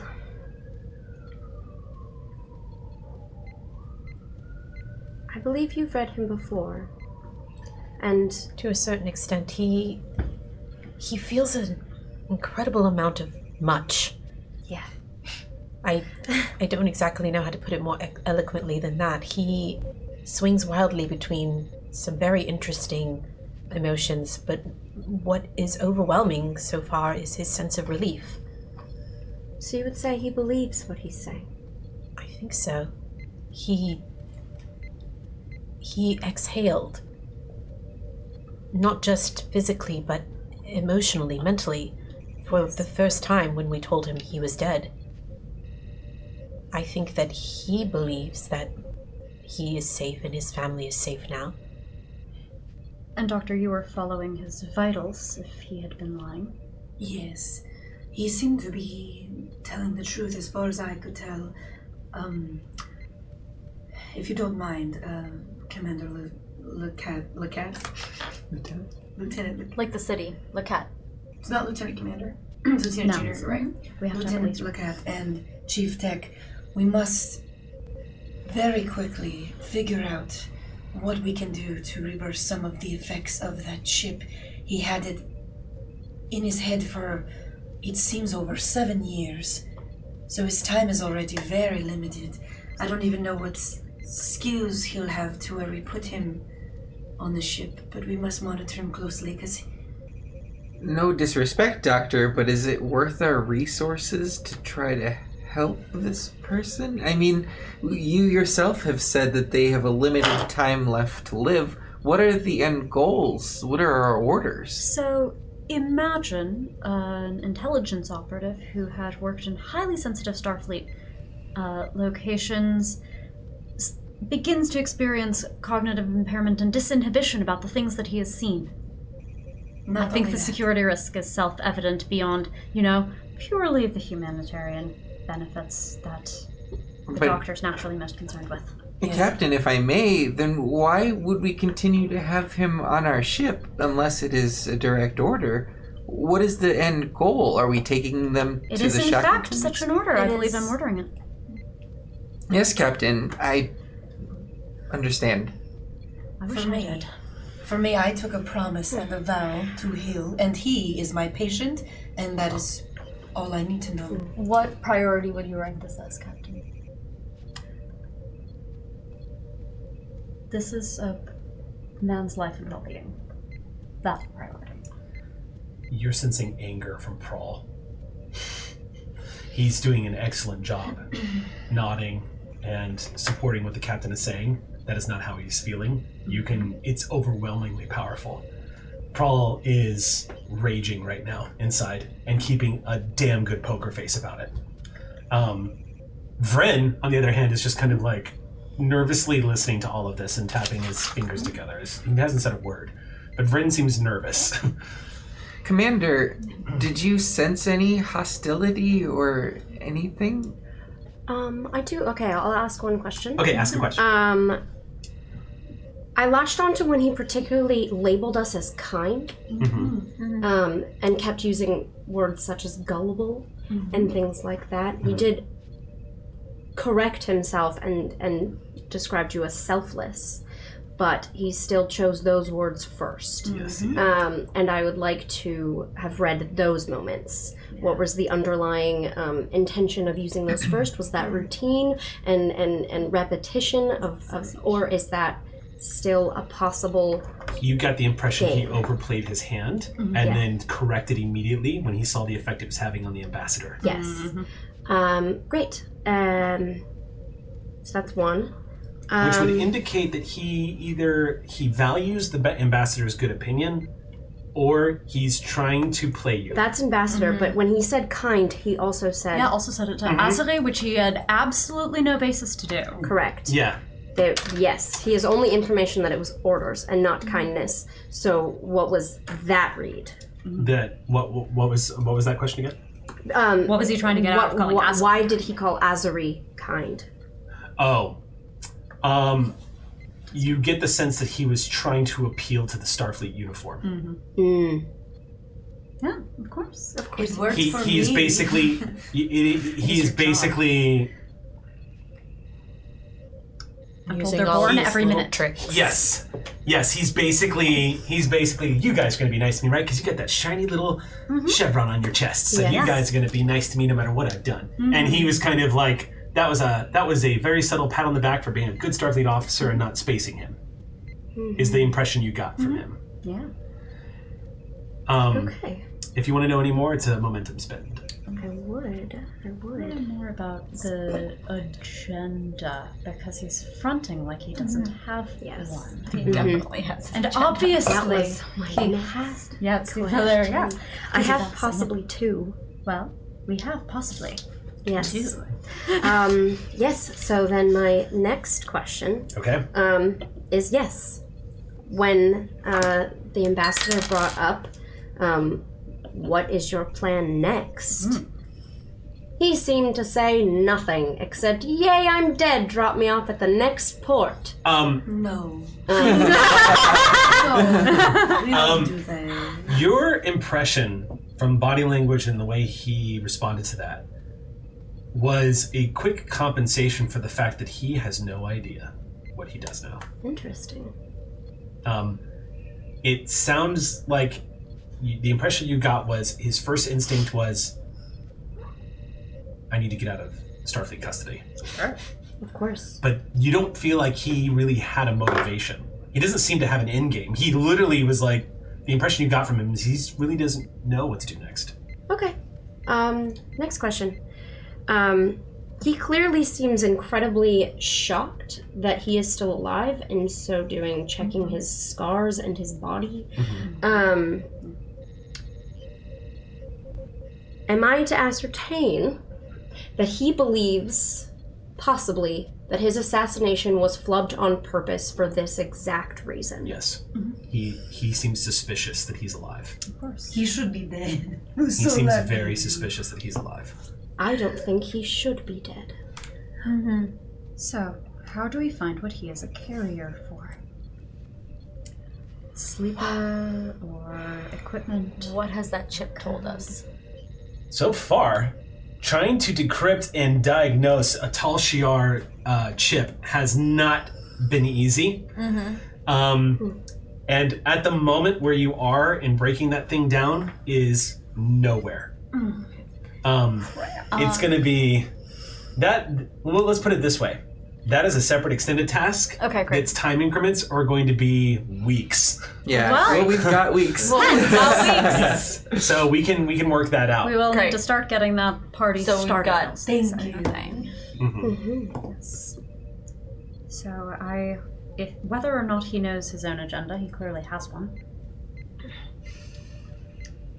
He's very clearly been set on a path that he doesn't understand. He has gaps in his memory, which is, as far as I can understand, entirely explicable purely by blood loss and trauma, but Yes, he has not been fully conscious for weeks. The flying pancakes, of course, was nothing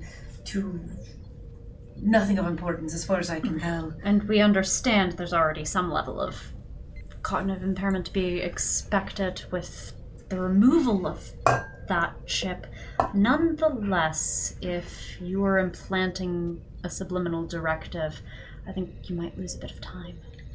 The deterioration of his brain right now is minimal, but the process could quicken, especially due to the weakened state. Would you mind giving him a neuro workup? Just to ascertain whether he has already been interfered with in these kinds of ways. Of course, Captain. I'll do more scans. The thing that concerns me the most is the hole between when he beamed out of my quarters and then ended up again in them.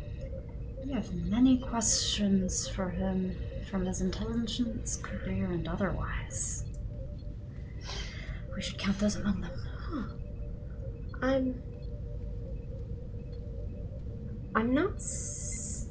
I'm not an intelligence officer, and I have not been trained in such. But is it possible that his information that his family was compromised was planted to begin with? To incite a defect? Indeed, it is not only possible, but it is the very aspiration of the Tal Shiar for us to run the bluffs and double bluffs until we fall over. Yes, all of this can be intentional, and the most we can do is try to create eventualities where we experience the least harm for this. I am sorry, all of you. None of you were intended to be in counterintelligence. That's not what this ship was here to do, but it is what is currently asked of us. I personally find it very exciting. Captain, are you familiar with Admiral Jarok of the Romulan Empire? He died Am I? years and that might be a role. In fact, if anybody wants to know, this is probably going to be a control command role. Was it anything with the Dominion War? No, Okay. this is pre-Dominion. I probably would use those. Well, then in this case, I would probably use my galactic politics focus. You would definitely know then. Yeah. This was an incident. Oh. The difficulty of this is yeah, let's try it. The difficulty of this is 1. Can Yeah, I so try I to have- control what? 2 Oh, successes. I'm sorry, plus- 1 at a time. What was 2 that? successes plus my focus. So. Okay, cool. What was it again? This is going to be a control. This is going to be a control command or control command, and I will also allow control con. Oh. Yeah. I'm just gonna try. 1 success. And that got 1 on the board, right? That was 2. Yes.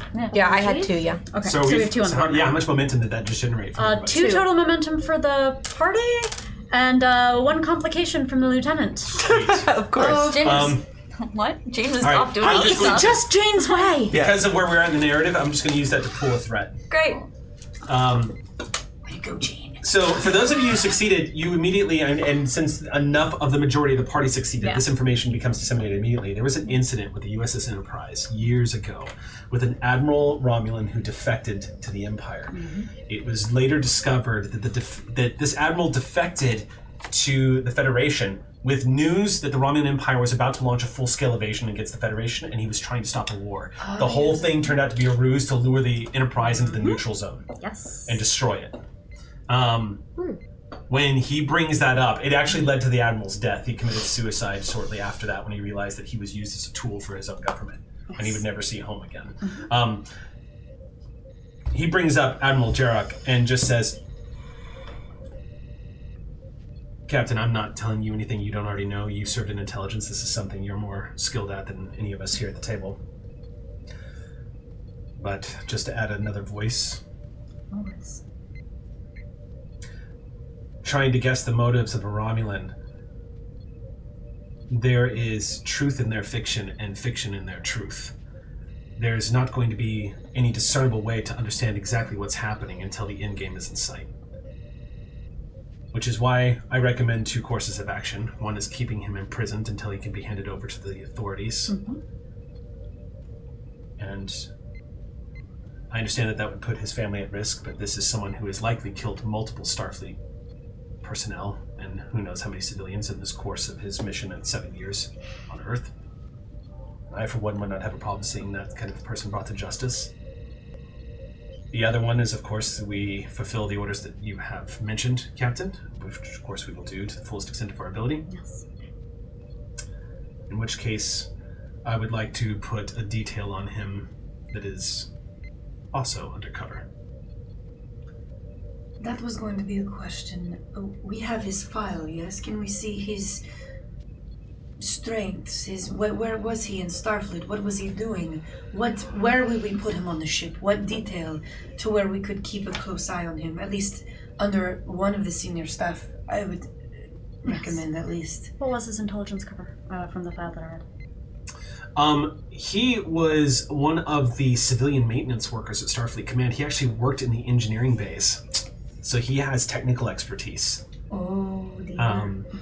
That's quite a risky place to put someone that may have opportunities by themselves. Especially on a ship like this. Filled with experimental Let's technologies. not put him near the warp cores. I wouldn't even want to do it if we had anyone less qualified to oversee than Chief Tech. We could put him in a brig, I second that motion, Captain. and then we'd let him out for quality time on the holodeck, and then put him back in the brig again. Would you like to explain to Admiral Rhee or to Admiral McCain that we ignored their orders to put him under deep cover? I may perhaps have a terrible idea.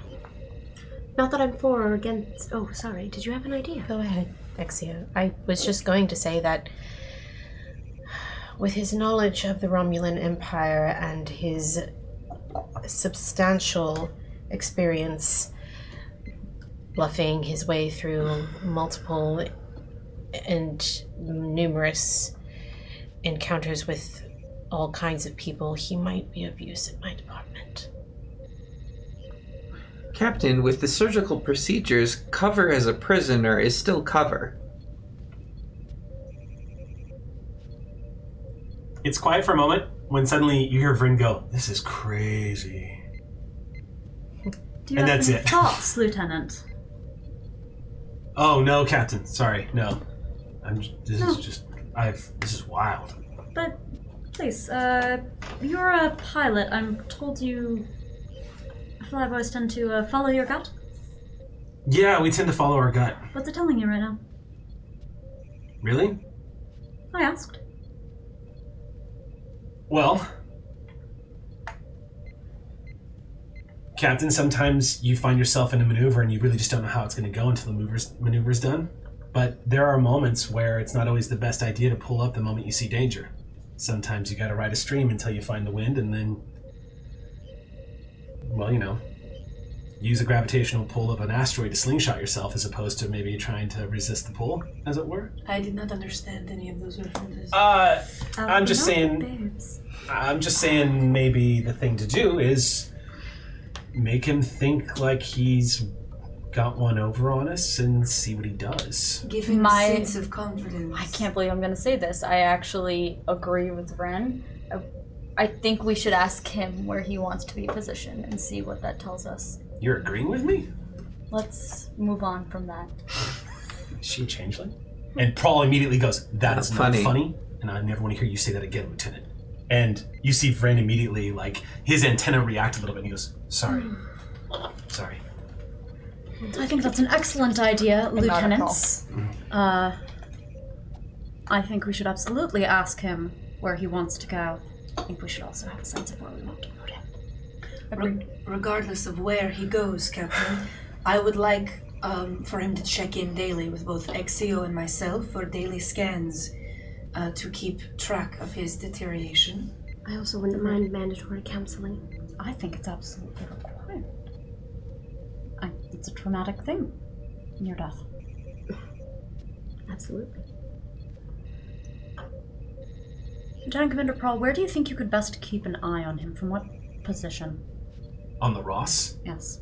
Anywhere. And those places we don't have eyes, we have a commander who can have eyes. I never forget. That I can do. Commander Panopticon. Terrifying. Captain, I do have to say Cetacean Ops needs a good scrubbing before we start loading it up at Starbase 24. Honestly, I can't think of anyone better to oversee that. Would you be willing to take him on as a charge? Yes, Captain. You seem nervous, Ted. I will say this, he will not be ready to take on any charge or any position for at least another week.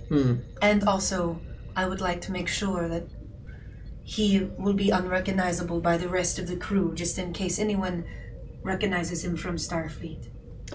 On medical leave, so tentatively, depending on what he says about what he might like, we'll put him with you. If you start feeling... Trust it, let me know.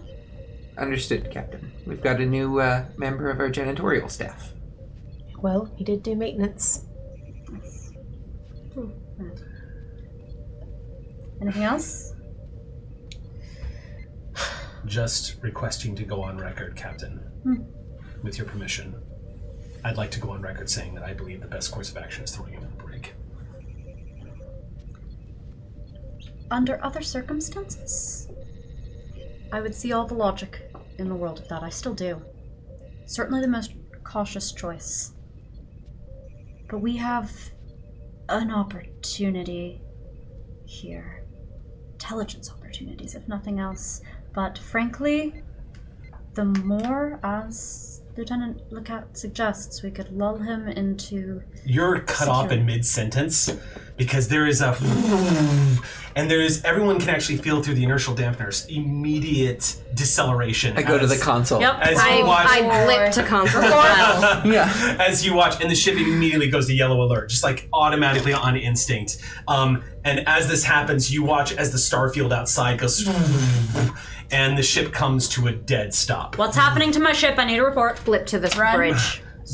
You fade out. As you zoom back into the bridge, you actually emerge on the other side of the bridge in time to see people pouring out of the room you were just in as Vryn is dashing towards the helm. You see some of the relief Ox crew immediately standing up and taking over. Vryn slides into the seat and goes, "We've come to a full stop and dropped out of warp, Captain."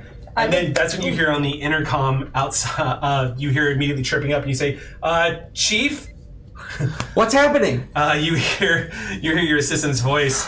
Olin goes, "The warp core just went completely offline, sir." What happened? I have no idea. We're looking into it right away. Both? I haven't checked in with secondary engineering yet, Commander. Chief Tech to secondary engineering. This is secondary engineering, Activate Commander. the secondary warp core immediately. Aye. Captain, I don't understand what's happening. If it isn't an actual problem with something like coolant, it's probably a safety that got tripped, no? Where's the prisoner? Oh, he's not. He's in bed. I'm positive he would not be moving for at least another 4 hours. This is I would like to go blip there. as you go. Sprayed him. I know. As you immediately fade out, I'm not him. Paul just goes, "Computer location of." Never mind. And you fade in, immediately materializing inside the medical bay. Yep. You see he's got sort of a. Eyes closed. Yes, he is completely I still want drugged to out. go touch. Okay, his vitals are also apparent to you. He is sedated, from what you can tell. Unless you want to make a medical check. You are dead. Yeah, I would like to. Okay, so this is going to be a difficulty 0. Oh, He is out. This is just control This is medicine? insight medicine. Insight. Oh, yeah, of course. medicine. Ooh, hey! Fine. You love to see it. Hey, just Yeah, be you cautious. do. Run Good up- counselor stat. Oh yeah, cautious medicine. Yeah. So we'll buy that, but I think we're gonna get it back. Do any of your foci come on here? Ugh. Don't worry, the difficulty is 0. No. Okay. Okay, so that gives 2. So gain 2 momentum. So we're used up the a total of momentum. 3 now. Got it. Okay. 1 down, 2 back. He is out cold. Okay. Do you blip All back? right. Yes, and he gave his name. We learned his name, right? Actually, he didn't tell you his name. We still haven't gotten I it. thought We've gotten it's his not cover on name. You've got we his don't cover have- name. That's what I mean. Oh, yes, you've got his cover Yeah. name. Yeah. Jane hates I that. call him the Tygan. Stowaway. Tygan Knowles. Tygan, yeah. Yeah. Captain, Asset Knowles is indeed where he is supposed to be. Perfect. That makes it seem like it was a warp core issue and not an all-ship power issue. Do you think you could With your permission, I'd like to go to engineering. go to your baby? Yeah, I'm running. Okay. You immediately dash into the turbolift. A few moments later, as the turbolift opens, you're immediately greeted by Ensign Olin, who turns and looks at you and goes, I'm still trying to work out the diagnostics here. This is what we've got. And she hands over a data pad as you come striding in. Engineering crews, the Ox crew are pouring into the engine room right now. Everyone's looking through the readouts. You see the unusual and sort of disturbing sight of a darkened warp core. It's completely offline. Did we get the other one online? The other one is up and online, Okay. yes. However, you have dropped out of warp still, so everyone's at station's keeping. Which is probably good standard procedure for a sudden drop to warp core. But, are you gonna, she's like, I'm running diagnostics right now. All right. If you want to roll and she'll assist? Yeah. Okay, cool. So this is going to be, a control engineering check. For her, she's going to use insight in engineering. Okay. What is the difficulty? Difficulty here is going to, difficulty is going to be 4. Okay. I would like to use a momentum. Yes. I do Okay. have cautious engineering, so I'm Okay. spending that now. Okay, Could cool. use our the 2 cautious more, get it people. 1 more die. And then we'll die on this one. I think I would be okay with the assist for It's not now. the same. And Okay. we'll see They're different. afterwards. They're completely different. Okay. Yeah. So I will re-roll. Okay. Boy, do I need. But I do have focus in warp field dynamics. Yes, I would let that come into play here. And dilithium studies and transporters and replicators. Okay, cool. There we go. Okay. So it's still successes though. Yeah, I know. So 3 successes. 3 total, and then she got a 4th. Great. So you hit it. She got success. Engineering checks, don't miss those, do you? No, I don't. I really don't. Oh, did I roll bad? I blew up the ship. Yes, the ship explodes. See, now I'm the secondary engineering stat on this ship. I Thank you so much. Better luck with the Klingon campaign. Thanks for watching Clear Skies. So Eric. with that, are we back up to No momentum. no momentum? Yeah, No no momentum. momentum. Got it. So you So we're down to 2. So as you guys begin running, I mean, you run the just like the base scale diagnostic right off the top to just try to figure out what the hell is going on. Right. The first thing you realize from this diagnostic check is that the antimatter balance inside the warp core has been thrown off so badly that the warp core went into a total automatic safety shutdown. Whoa! And it reserved just enough power to pull the ship out of warp and go offline. There has to be authorized commands. Like, this is a security feature that was triggered because something went so wrong. Yes. Who gave the command that let this happen? The warp core itself, as a safety feature, it shut itself down when the antimatter balance went out. Understand that, but how did the antimatter balance get to That's that the question. You know the problem now. The question is, how the hell did that happen? The tertiary, the surface read diagnostic has told you what the problem is. Sure. And she... But I can she check the confirms logs. You can check the logs. No. So What you error bring did that that up, as you bring that up on the main screen, you actually are looking through the history just to like find out where the problem happened, and she's right next to you. And she brings up like the 3D sort of like the projected holographic like control panel as she starts typing through it as you're working on the computer. The two of you working together start bringing up the logs, and you start seeing that the antimatter levels have actually been dropping for the past 2 days. Why has no one told me about this, Ensign? This was your purview. She goes, this... I don't understand. This never showed up on any of the other diagnostics. This couldn't have gone past me either. I don't know what's happening. Are these logs tampered with? Run it. Make a control command. Those will be control con. Control con. Okay. And she'll assist. With the difficulty. Difficulty is 1. Intrigue. I'll be okay. Yeah. So 2 successes. So she got 1 success. So gain 2 momentum. As you start going across the logs and looking at the computer access points and stuff like that, what you start to see is not only who has had access to the computers, but you start seeing another energy signature building up inside of the warp core. What? There is actually a secondary power source that is building up inside the warp core, and you are detecting dissonant power waves inside the energy field of the warp core itself. That has been slowly building up and masking the drop of the antimatter reaction inside the warp core. It's been countermanding scans. Now Where you is have a this diagnostic energy up. going? Is it amassing inside of the warp It's core itself? amassing inside the warp core, and it doesn't appear to have low displacements waves reverberating inside the warp core. There is no energy wave of that kind that should be able to exist within a matter-antimatter reaction. So something is inside the warp core causing it. That's the only reaction you get. Scan this right now. We need to get this recorded as soon as possible. This energy wave is... We could certainly use a scientist down here. like Lieutenant Lecat. Lecat Tech? Please make your way to engineering. Absolutely. On my way. Cut to you stepping into the engine room, and you see the frantic ox crew running around trying to figure out where the hell this is coming from. You are immediately dashed over to by this Andorian woman in a uniform looking very angry, and she says, "Here's what we've got," and she hands you a pad. All right. What am I seeing? Were these tampered with? No, there's been no computer tamperment of any kind. We're detecting a low yield displacement wave inside the antimatter chamber. We don't know where it's coming from. All right. Can I spend a momentum to say I have my tricorder on me? Oh, you can just have that. Okay, great. That's fine. Great. You can. There's tricorders all over the engine room, so you can just grab one. Well, first I want to connect with you. Yeah. Before Chief Tech, what is your reading disturbed. situation? This is unheard of. This shouldn't have happened. We've been monitoring this system the whole time. The levels are inconsistent with what has been reported by the computers. Something has been tampered with here, and it might be the warp core itself. The displacement waves have been masking any kind of diagnostic scan, so we didn't detect the drop in antimatter particles until it was too late. All right. So So obviously, I want to do like a general scan. Okay, go ahead and make first. make a control science check, Okay, great. or actually reason science. Yay! Reason science is the way to go. So the So difficulty of this is going to be 3. Feel free to take a point for cautious. She get momentum. yes. So take one more for passion. What are your focuses? So my focuses are survival, sensors, xenobiology, astrophysics. What are your anthropology, focuses is and applying here? Nothing.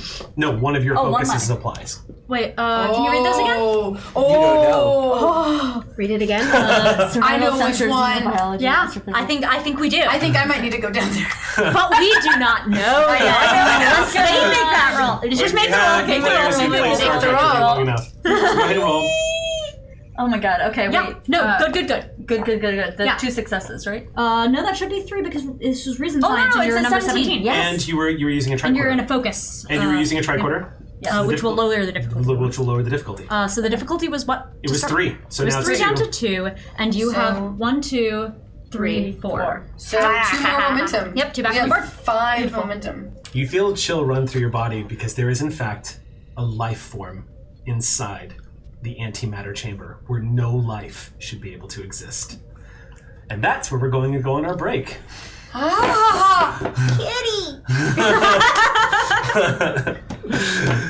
You immediately feel the chirping sound on the tricorder. We're going to go ahead and go on our 10-minute break, y'all. So, Xenobiology. xenobiology. That's like I was like, I want to go. Calm me down. So we're going to go ahead and go on our 10-minute break. So go to the bathroom, grab snacks. We will see you guys back here in 10 minutes. Don't go anywhere. Also, cool layout turned yellow. Yellow alert. Yellow alert. Welcome back. That was a break that was supposed to be everyone take a bathroom break and go chill. Pretty much the entire group stayed here and talked about what they were going to do next. Use the restroom. Yeah, you and I were the only ones that I left got the tea. table. Hey. I got more tea. I got more tea too. I got a lot done. And when y'all I are ate a couple suffering, gummy will we bears. care? No. I planned things. These have whiskey in them. I'm It's really true. excited. Captain life. Yeah, I want more. Captains can't pee. Everyone knows that. There's no time to pee. that's going to be our second merch item. Captain's Can't Pee. Oh, T-shirt. more RPG products, really. Yeah. All right. There's also a cluster. Are y'all ready to jump back into tonight's Yes. episode? Yes. Let me A life sign. do some shit. Life sign. Life everyone force? eat your alcoholic candy. And Precious we shall little begin. life forms. Oh yes. Okay. All right, so where we last left off, Lieutenant the Cat had just run a tricorder scan over the warp core to try to determine why the antimatter reaction is completely off, and discovered that there is a life form somewhere inside the warp core. Your tricorder is broken. 3 options. 1, my tricorder is broken. 2, the thing in there is about to get very angry that its living conditions It's are no longer sentient? present. Or 3, it's just metal and it will continue surviving. Which one is it? Is my tricorder broken? Is it a creature that actually can sustain? It is registering as a organic life form. Oh boy. Oh boy.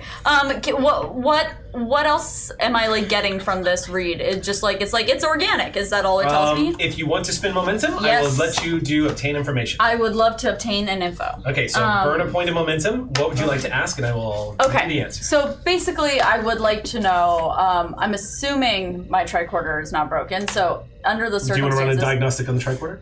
no, not yet. Ensign Dari will run a diagnostic on the tricorder. Dari just looks at you and says, "You want me to run a diagnostic on the thing that's running a diagnostic?" Yes. Okay. I need to rule out all possibilities because this is impossible. The Andorian walks over to you and she starts immediately scanning the tricorder and goes, "Yeah, that's working." Okay, great. So my 2 questions are basically the answer I want is this a life form that is basically. Is it gonna get mad at the fact that Is it sentient? not even sentient. Oh, is the fact that so it was existing in these certain in this antimatter because of chamber, right? Mm-hmm. Is it gonna be mad that we tried to stop that antimatter, or is it something that can exist in a wide array of So situations? you got one question. So my question: can I burn 2? Is this like you a can't- tardigrade or is it like an extremophile? There you go. You don't. There's not enough data to really support either one. It's an organic life form that is existing inside. So the information that you're getting back is that it is an organic life form that has the dimensions similar to essentially a sea cucumber. So it looks like it's basically a tube. Is this our triple? That is inside the warp core. It's approximately half a meter long. Yeah. And is lining the inside of the antimatter chamber. You do detect that it is emitting a small, low-yield displacement wave. Okay. That has been, judging from the scans, I'll give you this: the displacement wave has been accumulating inside the warp core. Okay, so we are an exploration ship, right? Technical test bed, but yes, geared for exploration. But we're geared for exploration, which means that we have like the equipment to like go onto like toxic atmospheres and like collect that. Pause. Yeah. Chief Tech to Commander Exio. Yes, Chief. Hey, sorry to bother you, Commander. If you're not too busy, could you make your way to... and there you are. She materializes in front of you. There you go. Hello. You can't get hurt. Sorry? Just to catch you up, Emotionally or physically? there's Physically. a life form in my I was warp going to say core. you're wrong. on the other Yes. Sorry to break No, this it's up. okay. Commander. Yes. There's a life form in my warp core. point. Impossible. I know. But right? No, Intriguing. but look at this tricorder. I love it. It's not broken. No, the data on the tricorder. Yes, both. Oh, right? Life form. Sorry to inconvenience you like this, but could Not you at all. I would pop very in? much like our ship working again. Yes. Take a look. See, maybe. Is this an offensive ask? Oh, you want me to go walk about in the warp core? Well, not exactly. Just we need to check on this life form or figure out a way to extract it. It's feeding off of our energy. That. Right. Well, But we can't really get a solid reading of what's going on in there. huh. Looks kind of like a These sea wave cucumber. patterns. It's unlike anything I've seen. Disrupting. Interesting. I wonder if it's communicating. So Incendari pipes up and says, if the commander is planning on going into the warp core, you're going to need your holomatrix that's portable, and we'll have to beam you in there. All right. Now, And it's also worth pointing out that, sir, we've never done anything like that ever in the history of Starfleet, beamed something into the warp core. Are you okay with trying? We've never done a lot of things in Starfleet. okay, I appreciate the enthusiasm here, but it's not just you that's I'm at quite excited too. risk here. I mean, this could cause a cascading chain reaction. This is not great. Which pause? I just want to pause real quick because we got a huge tip from Chandra. And I just want to pause the narrative real quick. And I don't have permission to disclose how much it was, but it was a lot. So What? Chandra, Thank who you. is our mod, who we love. Whoa! It's so much already for us. working for us? Yes, Yeah. who does so much for us supporting the show. I'm just going to pause for a second and thank you so much, Chandra, for being the person you are and for supporting the show What and the supporting fuck? all of the performers of the table. And your friendly little Loki will dismantle you momentarily. Look at Yes. that rage face. Look So at we it. love you. Thank you so much Look for at the it tip and marble. for supporting the show. We appreciate it. I'm not going to make a habit of stopping the narrative when they're in the middle of something like this, but that was pretty big. So I just wanted to thank you and yeah. Okay. We love you. And Back to the yeah. and we're going back in. Okay. This is Tech, I would yeah. love your expertise on this. In what sense do you mean a chain reaction? My entering the warp core, or Well, any or it sort- continuing to be there? Well, yes, any sort of foreign material does not belong in my warp core. Well, then the only answer is to go and extract it, would it not be? Yes, but I don't necessarily need you to do that in this physical form. I mean, it would save us from having to open the core up, which could be a week-long process just to get that thing cracked inside. I mean, considering it's a brand new warp core, I'm just... Ensign, Yes, sir. listen, this is not just an ask for me or for the crew to save some time. This is a danger to the entire ship. I need you to understand that before you make this decision. But it could be the fastest way. Then I defer to your expertise. Ah, Chief. jeez, this is recursive. This is your field. You are the expert in this scenario. I will take your judgment in this particular moment. I do not know what will happen more than you do. We need to get that thing out of there. Then do we wait? Or do we beam? Lieutenant, do you think we can make this happen? Jane, answer me without a smile, please. That's an order. I think we can do this. All right, let's do this. As the doctor, I Now, am can you so... please say that again with the confident face? Commander, let's do this. Excellent. What do you need me to do? All right. Well, You still, by the way, have the option to do because you were cut Oh, off yes, during your yes, yes, obtain yes. information checks. So you still have the option to burn momentum for more obtain information. I would like to burn momentum to basically find out what is the easiest way to extract this little sea cucumber. Excellent. Yeah. Okay, that's a good question. What is the easiest way to extract a life form? Yeah. So this creature, as I said, is about 1/2 meter long, which is not small. What is a meter? I live in Meter's 3 America. feet. Freedom units! It's 1.5 feet long. Essentially. Great, okay, great. What is a meter? I know. Right now, there are UK fans watching going, like they're watching the VOD and going, it hurts. No, but they're right. But I've been told by our UK fans that their whole measurement system is agonizing as I'm well. so I sorry. mean, they have stones exactly for the crying out difference freaking loud. And meters because they make us swim yards and meters and like my muscles know exactly how much longer meters.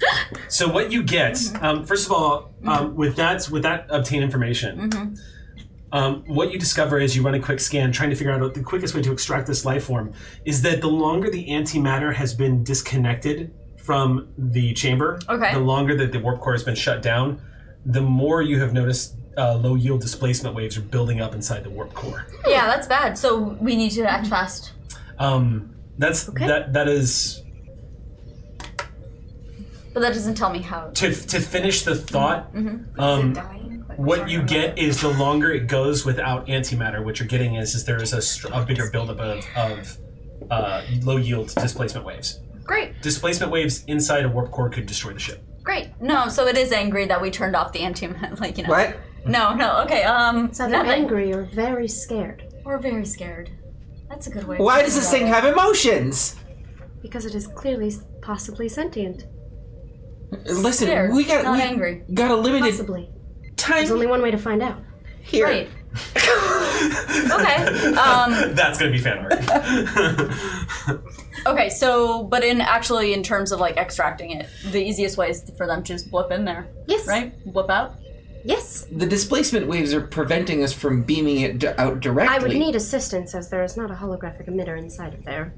I can do this, but I will need aid. She leans forward and says, just quick question.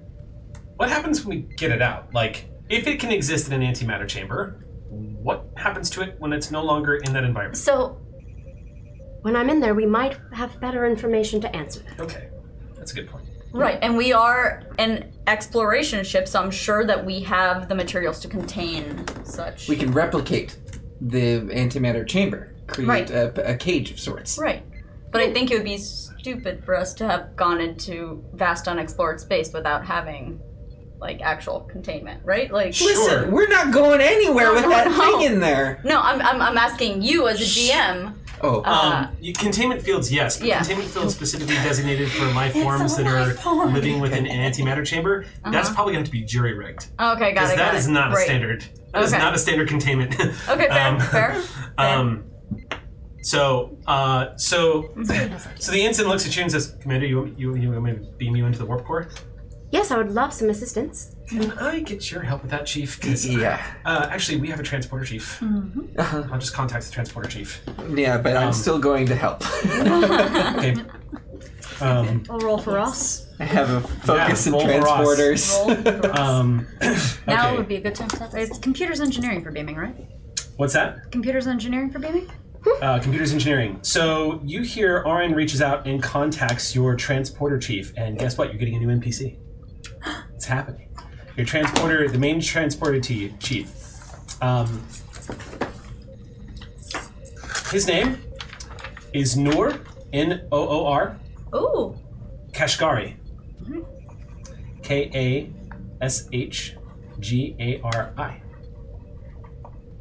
I love that name. And a chief, a transporter chief. Mm-hmm. He is Chief Petty Officer.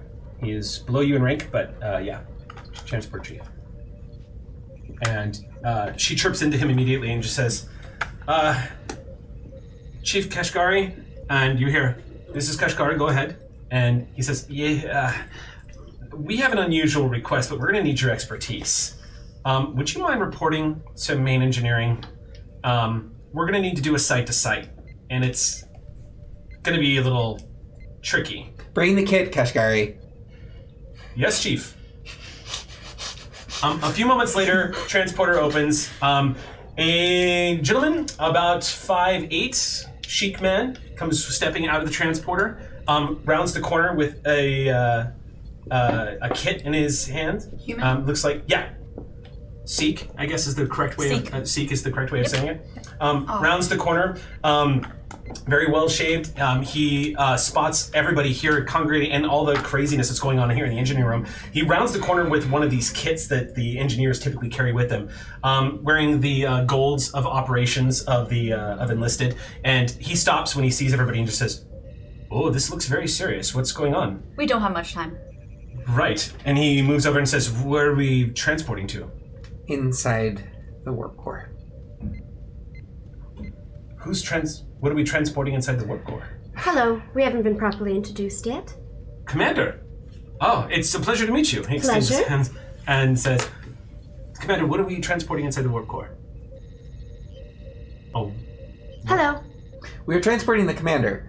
We're transporting the commander. The apparatus for the commander. Inside the warp core. Right now, we've got a life form that has mysteriously appeared. Yes, I understand, Jane, thank you. If we could get moving, please. He doesn't say anything else. He just sets down the engineering kit, and you see him open it up, and he starts accessing the control panel. You see him bring up the transporter controls immediately, and he says, I've done site-to-site before. This is new. Very, very new. And you see him bring up what looks like a schematic of the warp core, and you can see the seriousness in his eyes as he's just looking at it, just shaking his head, going, very, very new. I'm going to have to add something, and I go over to his console, and I add in the dissonant power waves that are being emitted. Oh, he goes, what is that? We need to compensate for it. It's just getting worse, but we can't beam it out, so we're going to have XEO do something. Beaming anything into a place that is using low-wave displacement waves is going to be dangerous. I understand, Chief. Well, then I'll need your help. Understood. Would you mind giving me an assist? Mm-hmm. All right. Here we go. This is going to be a control engineering check for him. Does he have values? Let's find out. Yes, actually. Good. Let's find out. No one gets If he doesn't, direct order. Right. Beam me safely. Yep. Directive. There we go. There's your directive. Yeah. Boom. Determination. I also He have... has a value. The next adventure starts on a transporter pad. Hey! So he's going Side to side. to use that. And we probably both have a focus in transporters. Does he have a focus? Yes, he does. Transporters. That's I right. would hope yes, sir. Control engineering. Xander's like he has. He does. All right, go ahead and make your roll. Can we give him a momentum to get an extra die? So the difficulty of this is going to be 5. Mm-hmm. Can we give him a momentum to get an extra die as an NPC? Or does that not work for assist? Yes, I was going to ask you if we have permission. Yes. So well, wait a minute. Can you burn a determination and spend a momentum for an extra die? Sure. You can do that? Yeah, Okay. absolutely. In that case, You just can't go above 3 dice, and That's the what it one was. determination That's die what it is was. counted as 1. Gotcha. Okay, so It's yes, if still you want to only burn counts as momentum 1. to give him an extra die.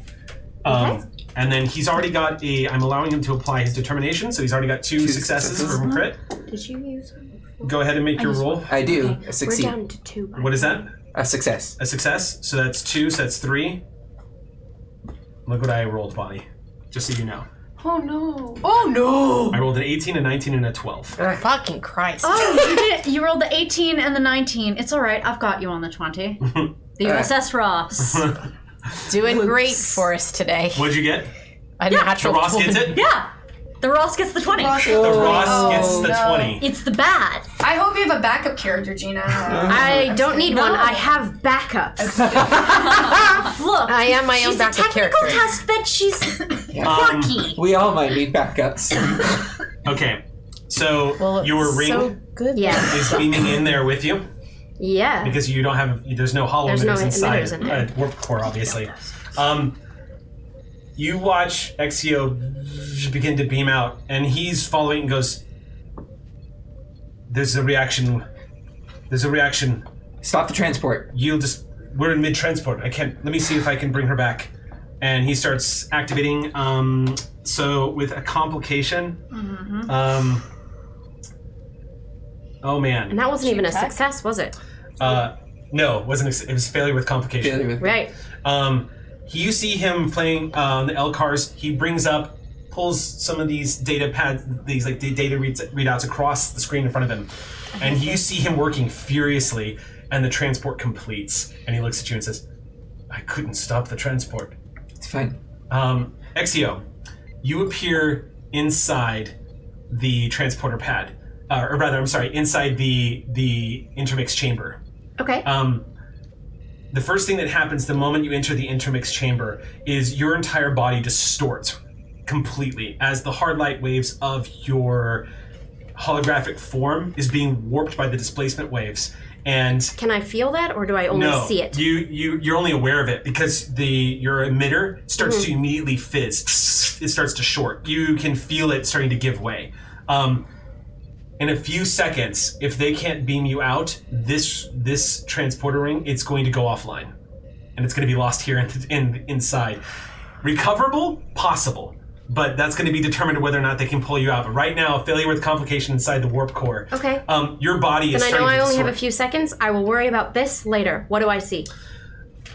There is a glowing mass up against the wall of this. So there is a dim ambient light permeating around the interior of this warp core. Essentially, like you're standing in this tube-like room, this structure. It's very cramped in here. You are standing on the intermix chamber that has just been emptied of antimatter. The place is only filled right now with these low-yield displacement waves that is wreaking havoc with your physical form. This thing is visible, but also it seems to exist in a sort of transphasic state because you can see this.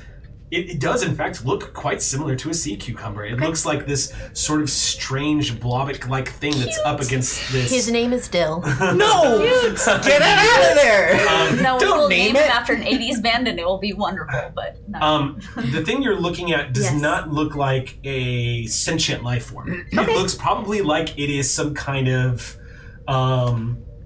like an animal life form. In the term, it's a sentient as much as a life form that, you, like, again, using the sea cucumber example, probably about as sentient Can as I run a that. medical scan on it? No, because you don't have a tricorder in here. In the same sense of the one that I ran on Oh, you mean like a visual medical scan. using Insight. So Using my insight medicine. I tell you what, I'll give you a choice. Okay. You can make that scan to get as much information as you can, and then we're going to roll again to see if we beam you out. Okay. Or we can beam you out safely now, and there will be no further complication, but you'll lose the information you just gained. Wait, what? So you will not be able to scan this thing. You'll get a visual, and you can bring That's back what a I mean, visual. a visual. Oh, you. I mean a visual medical analysis. My personal, like, medical analysis of my brain thoughts. Okay. So you mean basically? I don't mean a technological Sorry, I thought you scan. used the word scan, so I thought you. Sorry, I said in the same sense that I did on Taigen. It was a visual medical scan in the see. sense of like an insight once-over. once over. Gotcha. What the heck am I looking at? Kind Okay. of scan Okay. of my eyeball scan. Okay, so let's do Let me this. explain it further. Okay, cool. I'm really happy I have you on this. Yeah, because I do not want to. I don't want to ruin this. So. I know. I So, don't want it to ruin either, but a failure with a complication is really rough. Oh no, that's what I'm saying. So I'm not even attempting to. This is a quick. I know I'm about You to can be get the beamed hell out. out. Yeah. Like, what do I see? Beamed Okay. out. So then I'll do this. Yeah. I'm going to throw a difficulty at you for this. Okay. And I'm going to spend 3 threat to raise the complication range. So, That's fine. Either I learn information or I don't, and then I'm beamed out. all right. So go ahead and make a roll. And So this what is going the to be- difficulty? So this is going to be an insight science check. Okay. Insight science. Or I was doing medicine. medicine. Okay, yeah, you can use an insight medicine check. Okay. Yeah, I'll allow that. Do you have xenobiology or anything I do like not. that? Okay. So the difficulty of this roll... But I have that. Would that? You would disintegrate. I'm not going in there. I also No. It's technical, I think, is Get it the. out. Good point. You're not going to be able to kill assist him. her. That's why I want to know. She's literally Spirit of- in no man's yeah. land. Like, she's... But I'm just saying, like, Yeah, this is kind I of think a that's thing okay. right now. I think so. I You think gonna burn so too. determination? Yeah, I'm Do going it. to. I'm gonna burn determination. What is it? My limit does not exist. Meme lords of clear skies. Do your yes. work. Okay. That is my value. You are in an extraordinary situation, in an Yes. extraordinary place, doing an extraordinary thing. I will totally accept that. Thank you. Okay, Okay. so you're going to go ahead. So the difficulty of this is going to be an insight medicine check. Yes. And the difficulty of this is going to be 4. All right. Okay. You're 2 down. So it's down to 2 already? So no, you need 2 No. more successes. Right. Exactly. Your determination gives you 2 automatic Yeah, You successes. just the need 2 2 autocrit. successes. And I'm gonna burn my talent, cautious medicine. I think there's a spend that would at least pluck out one of the complication ranges if you want to use the other momentum for that. We might want to save that momentum for You the might want to beam save out. from the beam. I'll save that for the beam. Because this is just Yeah. obtain. So it's increased by 3. So 17 or bigger is a complication. Okay. Yep, but it's just on a knowledge check, as you say. Oh, the Brilliant! boom, Boom, boom, boom, boom. Solid rolling. Yeah. 3 successes. Five. Yeah, So- 5 total, so 5 total. 5 total. So you crush that, and Yeah. you're going to get a point of momentum. Yeah. Which will Which you can burn momentum to remove a complication. So if you are willing to burn momentum to remove a complication, I'll let you beam out without a problem. Because I want to give you the option of saving that ring. Yes, please. Thank you. Narratively, what I was going to do anyway was push Kashkari, get out of the way. You're assisting me, and I was going to make the transport Oh, okay. Nice. roll. Okay. Okay. So as Exio just clings to her hand subconsciously. You see her form is beginning to flicker, and and you can already feel these waves are doing damage to the ring as Yeah. you're wearing it. Which it's an instinctual protecting the ring, even though I know it's not actually doing anything. It actually is helping. Your hard light is actually Yeah. blocking some of the waves, but it's not enough. Not enough. Yeah. So what do I learn? What you get from this thing, just from a look at, now that you've got an idea of what it looks like and see how it's behaving, Yeah. using what knowledge you have, there seems to be a direct correlation to not having antimatter in this chamber and the increase in these waves that could destroy the ship. Sure. However, you know for a fact that while the antimatter is engaged on this, it causes antimatter to drop and the ship can't move. Correct. So what you get from this is there is some kind of relationship between it needing the antimatter and it reacting without it. Okay. So all we need to do is compensate for its suction. And you basically get that this is a life form that is attached to the wall, and those are the reactions it's having with the absence and presence of antimatter. It doesn't seem to be making conscious decision. It looks like it is a life form that is developed inside of this warp core. Fascinating. And because you removed the complication, Yes. we can do a beam out now. Get out of there. Are you telling me that? I'm saying it. If I can lock on to their coordinates, You can lock onto the ring. I want to use Which will- that yeah. to enhance the lock on to the life form as well. I would like to get Exio out there, of course, and that is my primary target. But if I can, I would like to also try to get past the waves while I can lock on with a clear You can do signature. one at a time. You can Yeah. beam one of them out at a time. All right, Exio first. Exio first. All right, so Kashkari is going to. Yeah. Do you want to assist him as he does this? No, he's assisting me. Okay. I'm taking over. He tried. So. Are you using 3 dice? Yeah. Well, wait. What is it?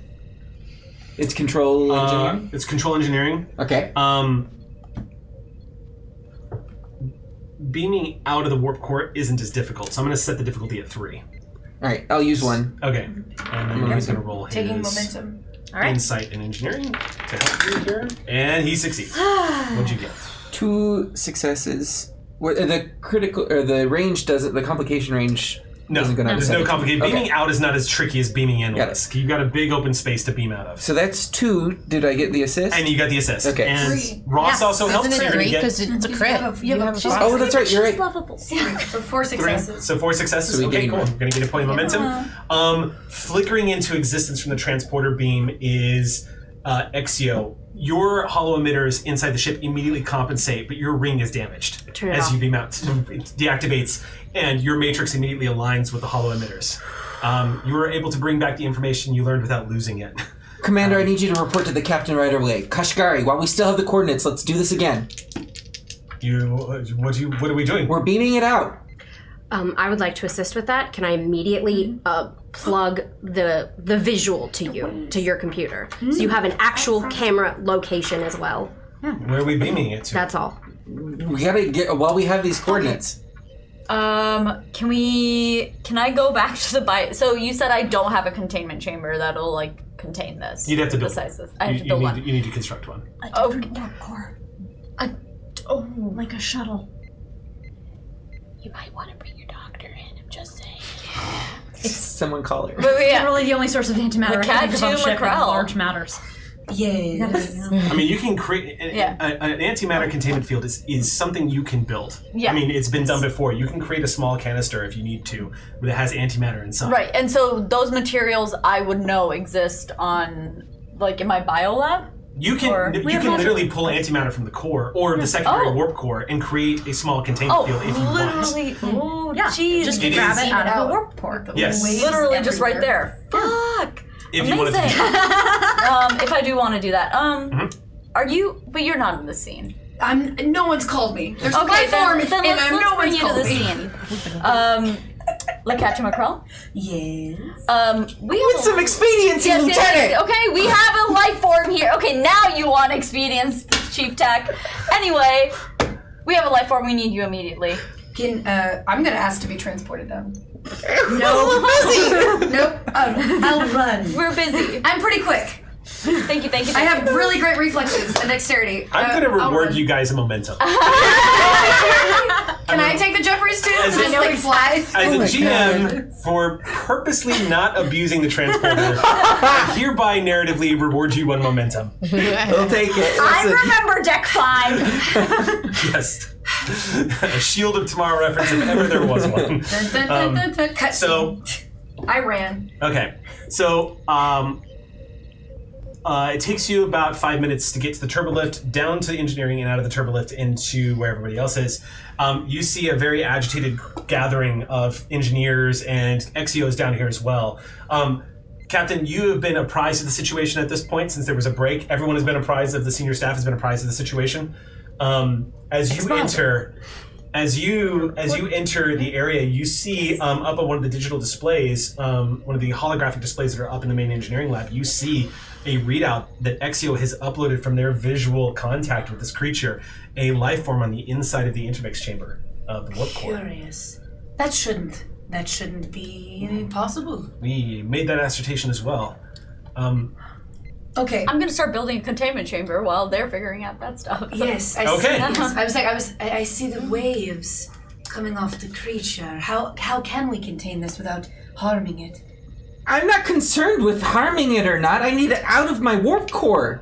This is a dire situation. The ship is going to explode, Lieutenant. But taking it out of the warp core could hurt the ship already. If we take it out, what's causing the waves to not? The lack of antimatter. Absolutely, it might. There you go. Okay. Question for you. What's up? Because I have a talent to detect noises and frequency ranges beyond most humanoid ranges. Can I hear? No. No. These okay. low level disruption rays, these are energy patterns that are functioning at sort of the same visual acuity as an X-ray would. It's not something you can visually spot, but it's being detected by the sensors, and it's disrupting hard light too. I would like to make a medical scan. Sure, go ahead and make a medical See if I scan. can get any Go more ahead. information. This is going to be an insight, insight medicine check. Okay. Okay. Actually, reason medicine. Reason medicine. Okay, and I do have xenobiology. Okay, that would totally apply. I'm gonna take a moment. And you can assist here. I was actually going to say, can I assist? So and then after this, we can talk about building that. Duty and discipline. And what's the difficulty? Yes. The difficulty, well, actually, I was going to put it at 4, but the truth is Exio's little excursion inside the warp core is going to drop that difficulty by 1, so I'm going to drop it down to 3. Also, I have quick study, which is attempting a task that will involve an unfamiliar medical procedure or treat an unfamiliar species. Ignore any difficulty increase. You're not really treating. Oh, I'm not treating. Yeah. Okay. So go ahead and make your roll. The difficulty is 3. I'm just and trying. you're getting an assist. Oh, perfect. And for you, Ray, Hey! Kat, this is going to be an insight medicine check. 1, 2, It's 4. it is a crit. I Is got a what crit. it is. You rolled a 1? Yes. Good on you. And I have That's a Starfleet symbol. I have 4 successes. 5 successes total. 6. And a 6. 6. That's right. So we it's a get crit. 3 So you get 3 momentum. Woohoo! Wow. Pure chaos, but We well done. might actually get out of this alive. Is that the Ross motto? So, I would like to put it down for the record that before we got started today, Eric said, this is going to be a chill stream. Yeah. sorry, I didn't I'm know I was sweating. going to bring It is Chief chill. Tex Chill to is the a This is person. why you don't ever say that. Have you met me? You said it at the Um, so, He said cool as a cucumber. This is just payback.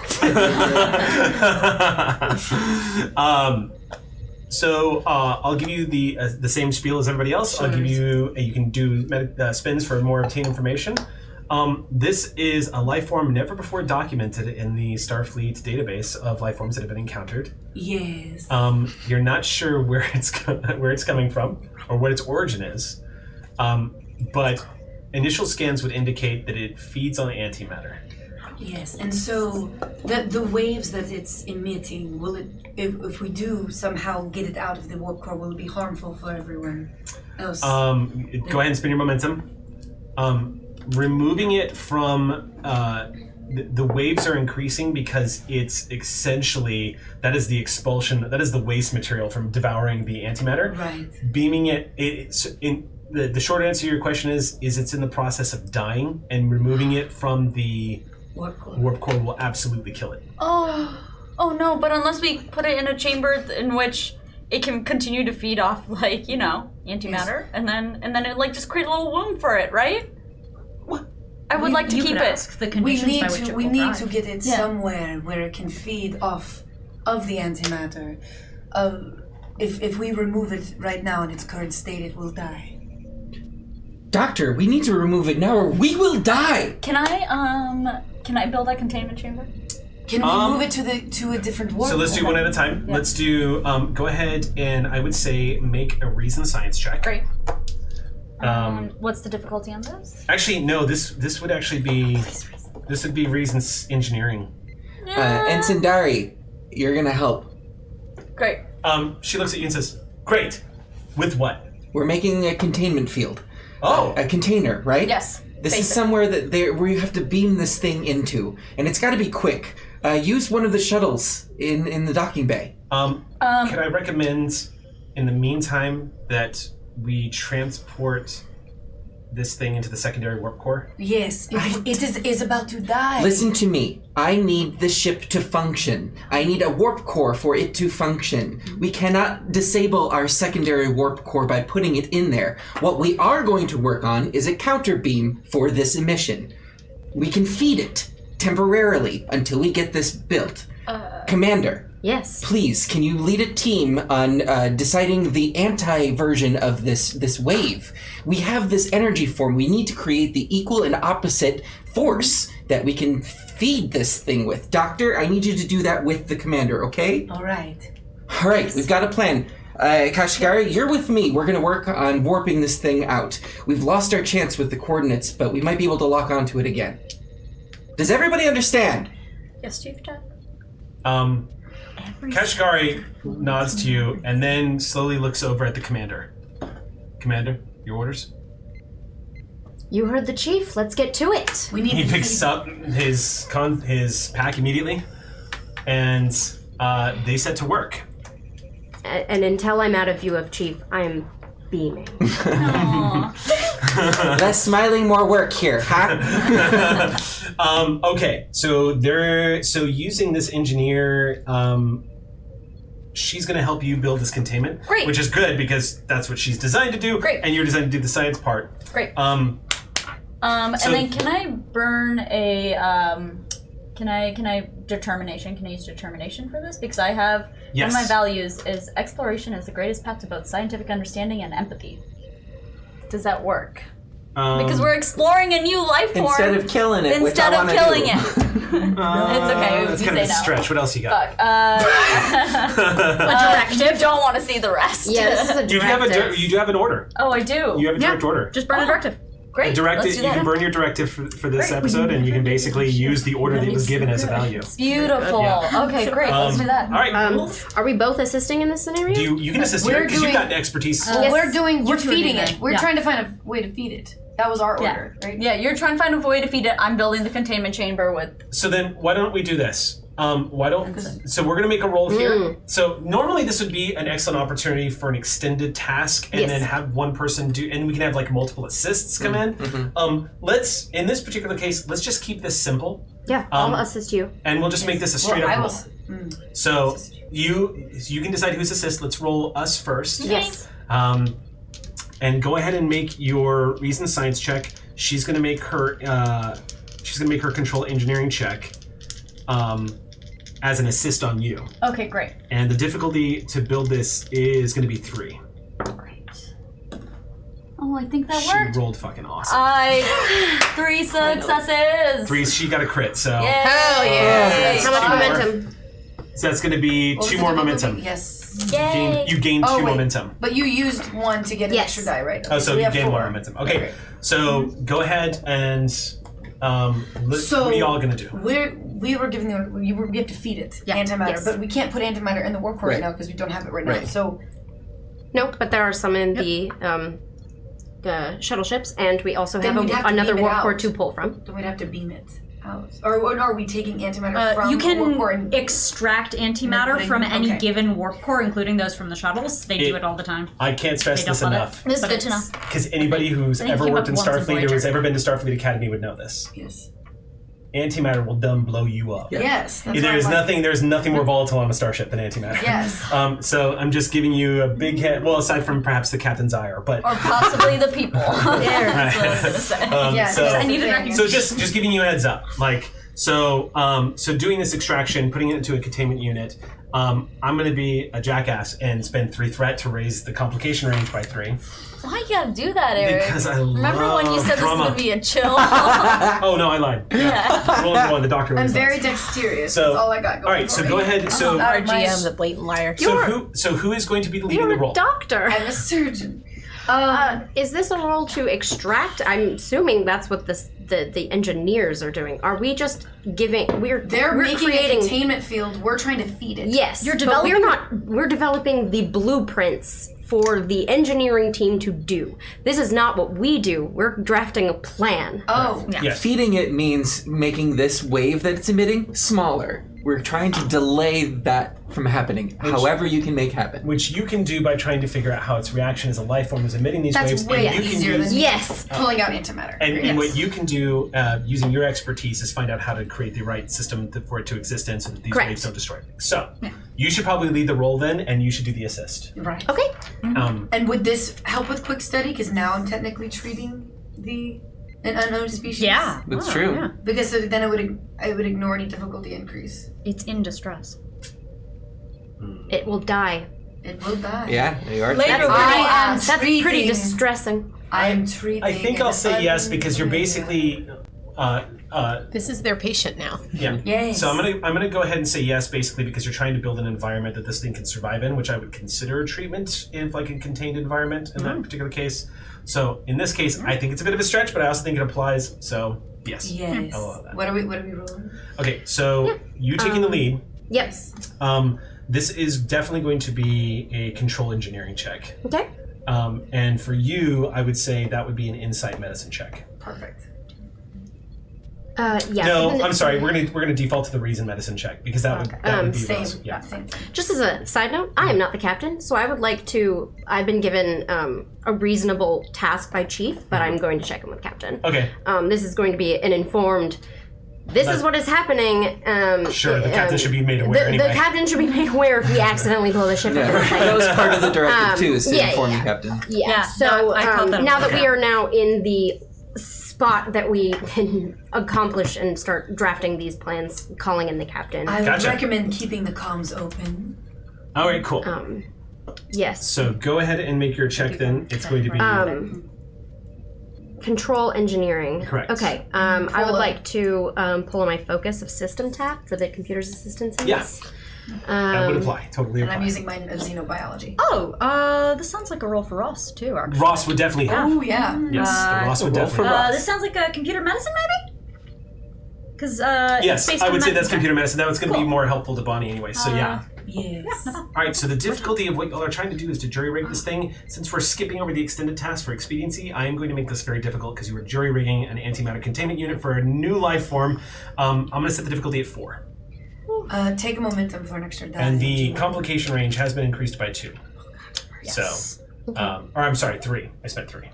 And you said control engineering? It's control engineering check. Okay. You've already used your Yeah. thingy-majiggy. Use a momentum. Yeah, I want to live. Yeah, living is good. Use that moment. Use the Yeah, momentum. I'm going to. Okay. You can buy 2. And for clarification, what is at stake here is not the destruction of the ship, it's whether or not this life form lives or dies. You know, I mean, you can buy another one. Yeah. Well, you're also Spend Starfleet. 3 per minute. Actually, you know what? I could burn a determination for this. You haven't spent one yet. Not on the You're an assist. assist. You're an assist, you can't do it. That's right. I forgot. I'm burning 3 momentum to buy another die. Okay. Can I borrow a die? Yeah, you want to Thank blue you very one much. For... Oh, no. No, you good? Isn't that the cursed one though? No, it's Well, not. now it is. Go ahead and see what we get. That was one. Oh, that's good. That's good. Okay. Good from Ross. 3. 3, how many? Ross, 4? 1 from Ross. That was Nothing? one off. 4 successes. is 4 what- successes. Yeah, you got it. You hit it. It's a tense 25 minutes of engineering and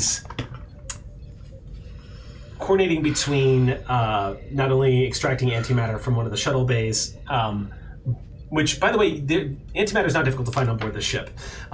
Extracting it from one of the shuttles is a safer option because you don't need much. But you actually managed to create a self-replicating containment field of antimatter. It's very small. It's only big enough to sustain this life form. Great. But it is going to be able to sustain it for probably the next 48 hours. Awesome. The transport is tricky, but because it is not coming with the complication of beaming, it comes with the complication of beaming a life form that's already in the middle of these waves into a contained space without the waves. You managed to pull this off. Yes. Yay! Because of all the successes you guys rolled in the containment fields and whatnot. There's a tense moment where when the transport takes place, everyone's kind of holding their breath, and you beam this new life form Eric, into a containment space. I forgot. What's up? To be honest, I forgot you rose the threat. I did roll a 19, so there is a complication. This is a complication? Yes. Okay. Thank you. You're welcome. So you do transport this creature inside the containment space. So I'm going to read. So to reflect the complication, there's a complication in transport. As it beams into the containment space, the containment unit itself is immediately drained of a pulse of antimatter as this creature that was starving basically gulps it down. Yeah. So I'm reducing 48 hours to 24 hours. Oh boy. Okay. And Right. the warp core immediately, the waves inside the warp core are immediately flushed out as the ambience of this, essentially they're no longer being fed these displacement waves. Well done, everybody. Now, everyone who's not on my engineering team, please vacate this room. We should probably figure out how this got in here. Get out. We got to get this up and running again. Good all rough right. cheek. To you. Take my sea cucumber and I'll Yeah, I was like, what are we, yeah, you and I are just stuck with it. No critters in the take my sea Hey, now. cucumber. Let's be nice to the Going, fandoms. we're going to the arboretum. The medical bay. You will have to accept The medical bay can It's probably probably yeah. good. Or Or we the can also biology lab. quarantine, service like, dog. we You can- have We have to. molecular lab. So wrapping up. Yeah. You managed to bring this new life form into the med bay. Yeah. And inside the medical bay, as you set this thing down and scanning it, the next few hours as you're analyzing this, the warp core eventually comes back online. You bet your bottom dollar it does. And the ship finally goes down from yellow alert back to condition green as everything seems to calm down. And life on the ship begins to return a little bit to normal as all of that is happening. What you get from this life form is that it probably existed inside the warp core for some time. You get the impression you've never seen, well, first of all, in the database, this life form doesn't exist. And Lakat, as you're scanning it, the both of you, as you're kind of sitting there in the medical bay, and you can't see the inside of this containment, but as you're scanning over the medical bay, scanning over this life form in the medical bay, there's a bit of a chill that kind of runs through you because you are making first contact with an entirely new species, and you're not even to Starbase 24 yet. I know. The two of you are looking at this remarkable life form that seems to be able to exist within an antimatter field. What you're going to have to do is find a place for this thing to exist, Yes. which means you're probably going to have to ask the captain for a pit stop somewhere. Somewhere where antimatter is in a state where... I asked if you needed to stop right when we were leaving. Officer, But as to we go are going to then. wrap this up, the warp core does come back online, and the Ross is, after a few hours of re-maintenancing the warp core and flushing out any of the low-level disruptive waves, you guys are able to bring the warp core back online and resume your journey at warp 7 towards Starbase 24. Just 7? right? 7. Just 7, because if you go higher than 7, you need authorization from Starfleet Command. That's fair. So, as you're resuming the warp, though, the two of you are formulating a plan. A report is put out across the ship that you have a stowaway, and another the Aux crew, within about 6 hours, Pardon? immediately begins naming it. What do you want to name? Dill. Dill. Dill. Bill. You name could is not Dill. wait 3 episodes to put a Jenny in my ship. His name is Dill, okay? However, this life form is not going to be able to. It is not sustainable to keep it here. You're going to have to find a place. Neither was the last one! Well, no, it does have. It turned into a planet! I Your have no idea what progenitor. you're talking about. But also my stepchild. It's fine. We'll talk about it later. So as you resume warp back towards Starbase 24, it takes. We'll go ahead and say, because you rolled pretty. I'm really excited by the roll you just made in that last check. It takes you a few days, but you actually do manage to find a pocket of an antimatter reaction taking place near a singularity, which is really uncommon in the sector of space. How convenient. Or you don't. No, we don't. I mean, hooray! Be free, our little Dill. Convenient is one way of saying someone did a lot of scans and Yes. definitely was not supposed to be working on gamma shift. Oh, yeah, but you know. But Essentially, How as a result, convenient. Those long-range sensors were Essentially, right as a there. result of your successes on the science checks, you were able to sustain this life form. Even with the complication, within 24 hours, you have been able to find a place where you can drop this thing off while keeping as much medical scans as you've made of this. She hasn't slept in the 24 hours. 25 hours you stayed awake. Yeah. Lakat just stays in the medical bay studying this thing. It's you know you only have a limited amount of time. Exactly. I'm like, So I only you got 24 hours. You scan this thing, you study it as much as you possibly can. Skipping over a few of your shifts. Yeah. I'm right there with you. I call in sick. I'm in the med bay. Before this creature is able to depart, though, as this is all wrapping up, and as the Ross comes out of warp near one of these pockets of antimatter that do exist, as we have seen through modern day science, what happens next in the med bay is interesting, because as this is being transported out, you get a calm chirp from one of the nurses that the Romulan would like to speak to you. I'm on my way. And as you step into the medical bay, you see he's looking a little bit better. You walk up to him and he smiles at you and says, "I've made my choice."